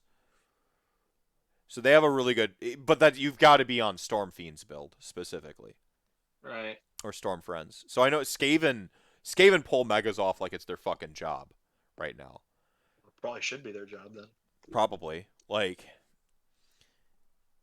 I don't know that they're a Uh, gatekeeper though because Skaven players tend to your win percentage against the field is so awful. Like like that's actually a really good point that I've really been hammering home with some of like the Indianapolis guys. Like don't build your deck to beat Splinter Twin, or don't build your deck to beat Affinity, because that's the thing, is that like if you do so, you're gonna end up skewing yourself so hard in that direction that like your win percentage against the field is gonna go down, that you're never gonna end up seeing them anyway. Like Well, you can have 100% win rate against Affinity, like hypothetical situation here. You can have 100% win rate against Sons of Behemoth, but if you lose every other game, like if you lose to 60% of the rest of the armies that are out in the field, you're probably never even going to see Sons of Behemoth at a tournament, because they're going to be at the top tables and you're going to be like in the baby seal club. yeah. Well, Like it's that's the issue. Like the issue isn't like, can you 80-20 giants, it's can you 80-20 giants and 60-40 the field. or And if you have an army that can 80, or even 50-50. If I can 80 yeah, 20 that's fair. 20 and 50-50, then I will put it on the dice in my piloting skills. Like Yeah, and see that's the thing, man. Like that's the reason that I've been like thinking on this for a minute. I don't know if it's Skaven. Like, yeah, I believe that Skaven could pull a giant like it's their job, and I believe that Lumineth could shoot somebody off like it's. I almost made a really bad joke there. Wardens might do a good job smashing giants. Like I haven't tested it. I haven't even run the Wardens, math like yet. the pikemen, Yeah. I don't know. I don't know. Shining Force. they're gonna get impact. They're gonna get impact on you. Hmm. Can oof, that would be tough. I would like to do that math actually. I might do that math when we get No, off. I think that there's some math there to be done, and I mean, it's possible that a non-skew LRL list, because they've got to have the tools in there. There's just so much stuff going in there. A non-skew Maybe it's LRL list, IR. I think could I think they can take giants, but not like it's their job. Soulblight can actually, in fact, kill Gargants, with an Evangori Lord and a with a Vangorian Lord and a Vlazda. You'll pull one. You'll pretty much be pulling one a turn. Like you can do you can do some stuff. There's also Graveguard are pretty decent at them, like because they can tar pit them a little bit and start to pull them down. Like, you can actually with your recursion, you can actually get to a point where you usually have like a 30 block of skeletons, 40 right. of skeletons, 30 of Graveguard. You can do a 30 block of Graveguard and outscore uh your regular giant, and you're on the 25s. You can crowd in on that, especially if you've been playing deployment properly to not seed an objective to where they can just get in this sort of center, and just cloud it up. You can. I like I like my chances against giants with Soulblight Gravelords. Yeah, Is I would what I'm agree with that. saying. I think. Is what I'm saying. There's also the point of that you don't have to actually like kill them to deal with them, because so like Lumineth have the Cathaler, like she could just like Darkness of the Soul them, because what's their bravery, like 7? Their destruction Like their is bravery, usually low. Yeah. yeah, it's pitifully low. So I mean, even if you had like Voice of the Mountain go off, their bravery 5, so every time they try to do something, you're Well, just if gonna you like roll. if you can stop them from getting where they want to go by setting up some Fibonacci sequences and like Yeah, just sort of choking them out from even their much improved long strider or whatever, long oh shanks. Longshanks, yeah, Yeah, you can crowd them out decently from some stuff. Like you play a game against Gargants more than I think the average person realizes. Because I mean you touched on this a little bit before. Like some of the gameplay becomes stopping them from getting onto the objective to begin with and just keeping them away. yeah. Because Um, if they get there, now you got a problem. yeah, like you don't even necessarily, but you don't need to kill a thing if it's like if you get it trapped in no man's land. You Yeah, know, ah. um, Lord Commander for Stormcast Eternals and Beast Skewer Killbow. So these are two things that. So maybe the new Stormcast and new Cruel Boys will be gatekeepers for Gargants. I think that's the healthiest you can hope for Gargants because again, well, we're talking about Gargants potentially being like having the Gotrek problem and kind of sneaking past everybody. It's a whole army. You can't yeah, just dumpster tier it because people are mad, right? yeah. Like even if their perception is true, and perception is reality. So like again, I remember when evocators and got nerfed and they just weren't a problem. Like I've seen this community's ire just put some targets on things that don't deserve it and did nothing wrong. Like but so even if justified though, like Soulblight Grave Sons of Behemoth getting too nerfed would be just an absolute mistake. So I think the best way you do handle them in this case, because you just need to be more creative with addressing them as an army. You don't have a lot of wiggle room with points in the way you fix it. Like that's just not how you fix this army. And you're not going to change war scrolls every time they go out of bounds one way or another. You can't So do you got to throttle them through the meta, right? Like it's pretty much the only way you can is essentially like through RPS or rock paper scissors. Um, it's pretty much the only way you can. I mean, feels bad in terms of like the sort of that grassroots middle out thing we were kind of talking about with if you're in an LGS setting and you never go to fucking tournaments, your buddy has Stormcast Eternal, or your buddy has yeah, one of your friends has Stormcast, one of your friends has Gargants, one of your friends has Sylvaneth, and you're the Ossiarch Bone Reapers player. Every time you play that Gargants player, you're basically going to lose. Like, Right. that doesn't, the RPS doesn't help you if you want to get a game with your buddy who just has Gargants. It helps the health of the game. And face it, we think of, even if you don't play competitively, almost all of our discussion, all of our talking heads, if it isn't hobby, it's competitive. It's through a competitive lens. Right. Hmm. So I'm still trying to think if there's an army that does it right now.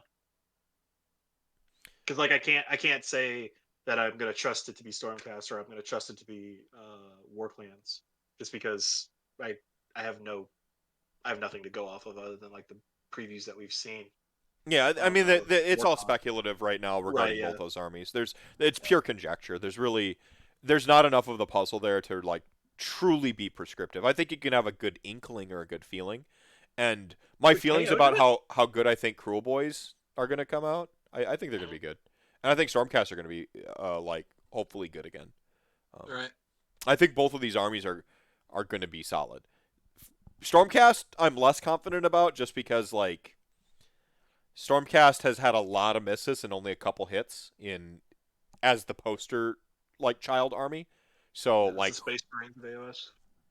yeah, the Ryu, the Yeah. True. um I mean he throws a Hadouken and it looks like a twin-tailed comet. Come on, this is the better metaphor, everybody. uh Cruel Boys I'm a lot more confident in being good. Um Well, I they think that they're building on a better base than what Stormcast is building on. Like Cruel Boys is adding on to an already pretty good book in Warclans. I mean, yeah, I mean Stormcast is we're yeah, going in blind on them. yeah. I mean it's just hopefully it's like a total revamp of Stormcast. Like they go into they just they open up the end, they open up the hood, get in the guts, get in the engine, and they just retinker everything. They're just a full Mhm. rebuild. I hope. Um, but I think that both armies look decent. I have more confidence Cruel Boys is going to come together. I'm not saying they're going to be the better army. I have more confidence they're going to be a good army. Um, who know like I would still agree with that. a 100% brand new army has yet to let me down. Like in this game. Like they just don't. They might Well, what are not the be S tier, but they tend not to suck. what are the next new armies that we're gonna get allegedly? Uh, Chorfs, it's Chorfs. So Chorfs for sure. everyone knows that I single-handedly willed Soulblight Gravelords into existence by starting the It's Vampires meme that Okay. Tom vastly improved by doing It's Vampirates. Uh, Well, um, that's total war. That's stealing. so like props to him on that. But like, I got fatigued with rumor engines and everyone asking me what I thought they were, and I would just disposably say vampires. Um, and I'm doing that with Chorfs now. If anyone asks me what the next army is or what the rumor engines are, it's Chaos Dwarves. That's the Gotcha. next army. I think it was for I think that there's some logic to it actually. I think that there's it's not just me being like flippant. I think No, that they've kind I of agree. I think they've kind of foreshadowed them uh with Kragnos. I think they were kind of pretty explicitly foreshadowed with Kragnos, and I think even Lumineth Realm Lords makes reference to something that's now they're not going to be exactly Legions of Asgore, right? They're going to be like they're gonna have like some fantastical new name. Their lore is gonna have a facelift. They're it's probably not gonna be a 1-to-1, But I thought that Lumineth were going up with. Oh no, never mind. I don't know. mm, I've I said too wonder. much. They're gonna come after me. Yeah, I am 100% convinced that Oathbreakers are going to destruction, and I am here for it. Is that what we're calling them? Oathbreakers? Yeah, that's what I've heard. Yeah. My first Chaos Army incoming. Yeah. Hobgrots get their stuff from Chaos Dwarves. Yeah. Yeah, that was what it was. It wasn't Lumineth. It was Cruel Boys. Yeah. Because they mentioned that like the Cruel Boys are like serving like Dark Masters or something. Yeah. Or some shenanigans. Yeah, Just I decking. want the Doom Train to be an AOS model. Like, give me Doom Train.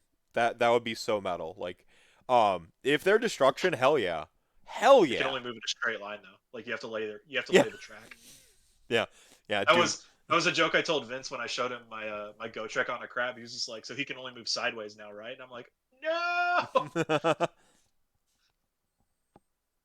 Yeah, Oathbreakers are the Chorfs, but destruction. Oh yeah, huge cannons, like huge tracts of It's land, hats. Like I'm a big fan of like huge hats. Give them the huge hats. Give them doom trains. Bring in some of that genie shit again. Like the gins, those are dope, man. Like it's an army that's just it's already turned to 11. Like just I mean, reimagine it. Get some new sculpts. Breathe some new life and lore into it, and boom. Like this is an army. There's a little bit of a Fermi's paradox here. Like, if it's such a popular army, where are all the players? Like, where are they? Right? It seems well, everyone's on board with Chaos Dwarves, but like, what's the actual market research say on people's interest? Because if so many people are truly interested in Chaos Dwarves, as everyone says, like, where were all the Chaos Dwarf players? Right? Like, I mean, and what I I say that thought, even going back to like Warhammer Fantasy Battle, like, right? I thought there was a trademark dispute for Forge World with like the guy who held like the actual yeah, I like mean, they were trademark difficult for to like get. Yeah, stuff, yeah, they were difficult to which get, but conceivably everybody's everyone's selling. loved Chaos Dwarves for this long, then everyone should have already owned them. Like, there's just I was interested, and then it was Forge World. Yeah, no, I mean Right. that's fair. All I'm saying is I want them. I think it's the next army, or I hope it's the next army. And even if it's not the next army, I'm going to keep blasting this horn until they exist. I'm going to speak the truth of my will to the universe until it complies. I might have to hire you at some point in 2022 then. What's that? Eels. What is that? It's an eel. What's that? It's an eel. What's that Oh, rumor engine? That's I an eel. I accidentally did it with another thing. Like I'm like someone was like, I'm gonna need you to concentrate your will on this becoming a thing, and I'm like, all right, I can spare some of my will for that, and then it happened like a week later, and I'm like, I am a benevolent yeah, overlord. yeah. Look, it takes me a lot of energy to conjure entire armies into existence, so I might need a little patience with Chaos Dwarves, everybody, but I am working for it. I want you to know that. We appreciate you. Yeah, you're welcome, everyone. Um, No, I understand. I want the Oathbreakers to be KO, but for destruction and ground based. I agree. I think that's a good direction. Bull Centaur. Oh yeah. Oh man, just like it literally looks like the fucking Doom Bull, Yeah. like from Doom. It makes itself like the ideas are just infinite with how awesome this army could be. Chaos Dwarf Pirates. Let's go. Yeah, let's go. Except instead of like boats, it's doom trains and cannons. Like they just ride the cannons. Your allegiance ability is like the Sylvaneth Wildwoods, except you lay track all over the Yeah, table. all over the table. Like you draw sweet. That's where you can Yeah, go. yeah. Super You like can. yeah, yeah. What's your move? 6 track pieces. Land boats. Yeah, yeah. Oh, dude, if like what if they have like the Technodrome from fucking TMNT or like the little like the drill shuttles that the Technodrome Oh, had? like mole machines? Yeah. Oh, so they have That's like their a deep strike. yeah, they have like a deep strike, but it's like fucking the mole machines from the Technodrome. That'd be so metal. I could dig it. Yeah. All right, man. Anything last thoughts on competitive AOS, Nashcon, anything you want to get off your chest? Anything you've been meaning to say about any of the sort of topic at hand? What? No, just kidding. I won't. No, actually, I'm really appreciative of you having me on, man. This is a lot of fun. Nick, and Mike are doing some really good things here with the Indianapolis scene. Anybody that wants to come out and give us a try, we're gonna have some events coming up in 2022.